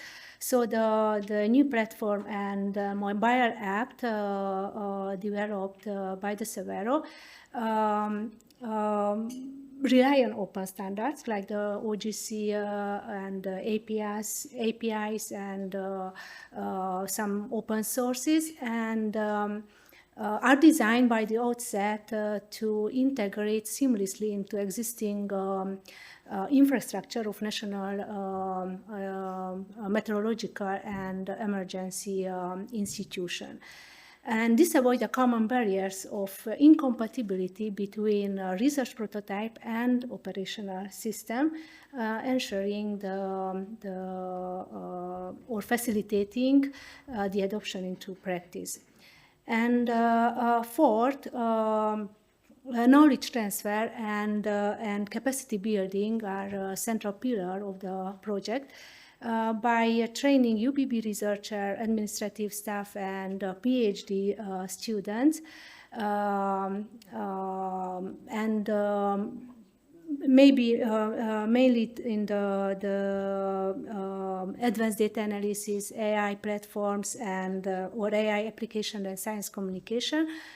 So the project ensures that human resources necessary to sustain and further develop the advanced early learning tools are available in Romania beyond the project lifetime. And finally, dissemination is very important, and the new results will be communicated not only through scientific publication, but also through workshop with policymakers, training session for local and regional authorities, targeted communities, and also the e-government and smart city solution providers. And this multi-level dissemination strategy allows us to that results reach all users who can apply them in practice from national authorities to local government. Okay, a lot of job. You need to communicate, and Biljana just shows us that this communication can be tricky. Yeah. Let's say, and you should be careful. Maybe some insights if you have. I mean, it's really, it was super interesting to me to think about this perspective that you present us, how to pack your product to be the best solution. But maybe some, if you have, if you not, maybe you can give us other example. But maybe also your package depends. Let's say how to say the targeted audience, but on a broad scale, like that you really need to have different type of communication to different type of potential users, not users, but maybe potential users, somebody who just to catch them the attention. What you talk about? Yeah, well, I think that first of all, I really agree with Korian. You need to know your audience. Who are you communicating to? So this science for policy is really important nowadays, and there are a lot of calls going on in EU for translating science into policy, and now there is a societal readiness pilot also. Very important. So the important thing is to know who are you talking to and which message you want to give to the people. And we are having these groups of different target audience for the climate communication, let's say, in different areas. So we have the stakeholders, decision makers, we have citizens, and we have also students of geography or meteorology, not meteorology, but physics in Novi Sad. We don't have meteorology anymore, but still we have different target groups, and we try to see how we can actually convey the message of what is going on. And the final, we are actually hoping that the final product of the Clear Climate will be the communication guidelines and the communication toolbox, which will actually help us explain what we need to explain in easy language. And it will be easy then for us and as researchers, but also easy for people who are we talking to. So it doesn't matter if they're policymakers or decision makers or stakeholders, whatever. So we will try to give them the best recipe for communicating message. How to make your map accessible for everyone. So please do not use the red color, or do not use the dots, or do not use this and that. So, we are actually looking at the many examples from Ghana. So in Ghana, there are a lot of female farmers, and a lot of them are illiterate. But they know how to use the climate apps on their mobile phones or on some other, I don't know, tablets or whatever, and they use it really, really good. And colleagues from Ghana, along with their partners also in different projects, managed to incorporate the indigenous knowledge, as we talked this morning, into these climate services and these climate apps that they are providing to the people and vulnerable groups. So this is something that we are actually trying with Clear Climate, to somehow gather all the information, see how can we convene it to other people, and give the general guidelines, but then go into specific if you need the specifics. Okay. Okay, great. Okay, we have like 7 more minutes. After that, the coffee break is coming. I hope you're also happy to have another coffee. Okay, from the audience, if somebody want to ask something about our speakers and panelists today. Oh, Paco, please. We need a mic. It's coming. This is mic service. It's not climate service. It's mic service. Thank you. Very efficient, actually. Both Gorjan and Viviana, you pointed at something that we don't seem to talk that much about, which is marketing. So how do we market these climate services products? You're pointing at, yeah, what you were doing in Booking.com. No, it's all this know your product and sell it well, and somehow you're pointing at the same thing. No, they do it efficiently. So maybe that's something. To what point we should put more investment into the marketing of the climate services products in all respects? Oh, will you go first? Please go. Marketing is key. If people don't know these services exist, or companies or institutions, then there's no point in the service in the first place. How to get to them is always tricky because you need to know where they are and where they're looking. Again, you can take the Booking.com approach and just spam them with ads online. I'm not sure that usually institutions tend to go down that route, but reaching out to key stakeholders for us, I think, would be crucial. Even as, and I'll take an approach as a startup. So when you're a startup, you're nowhere on the map. You're supposed to show up and kind of convince people, first of all, hey, I exist, and second of all, hey, you should work with me. Usually that part is very direct messaging. So you try to find the relevant stakeholders, relevant people. If I'm working with institutions, track the people down in the institutions. Who are the decision makers? Who are their secretaries if the decision maker isn't picking up the phone? Can I find my way in? Do I know somebody there that can give me a warm introduction and get to the right people? That is if we talk about institutions. And if we talk about people, we have to make it trendy. We have to make it cool if we want, let's say, end users like normal citizens to be able to consume this information in a normal way. If we make a post on Facebook with a screenshot of a table of how it's going to be hot tomorrow, and then nobody engages with that, it shouldn't surprise us. That's not how social media works anymore these days, and that's not what we can do. So it always circles back to the point is know who I want to sell this to and know what triggers them. What is their interest? What is their cool thing? If people are on TikTok, I want to see a hydrometeorological institute go on TikTok. Go on TikTok, start an account, get an intern, get a young student to talk and present about weather. Get people engaged, because I think we cannot stick in the ways and methods that we've learned to live with and say, okay, you have to come to me for this information. No, I will go to you wherever you are and how much outside of my comfort zone that might be.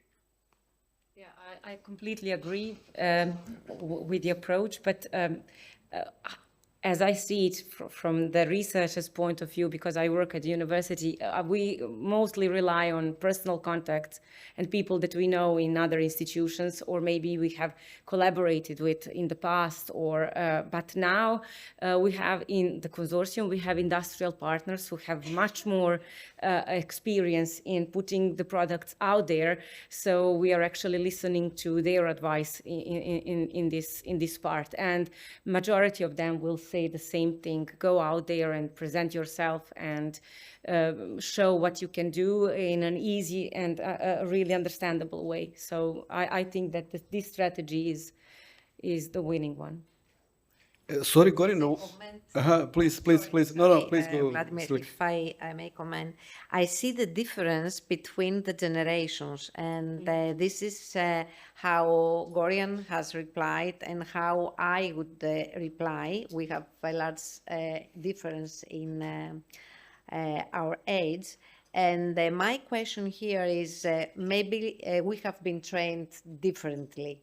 Or this is for sure that we have been trained different. We belong to different generations.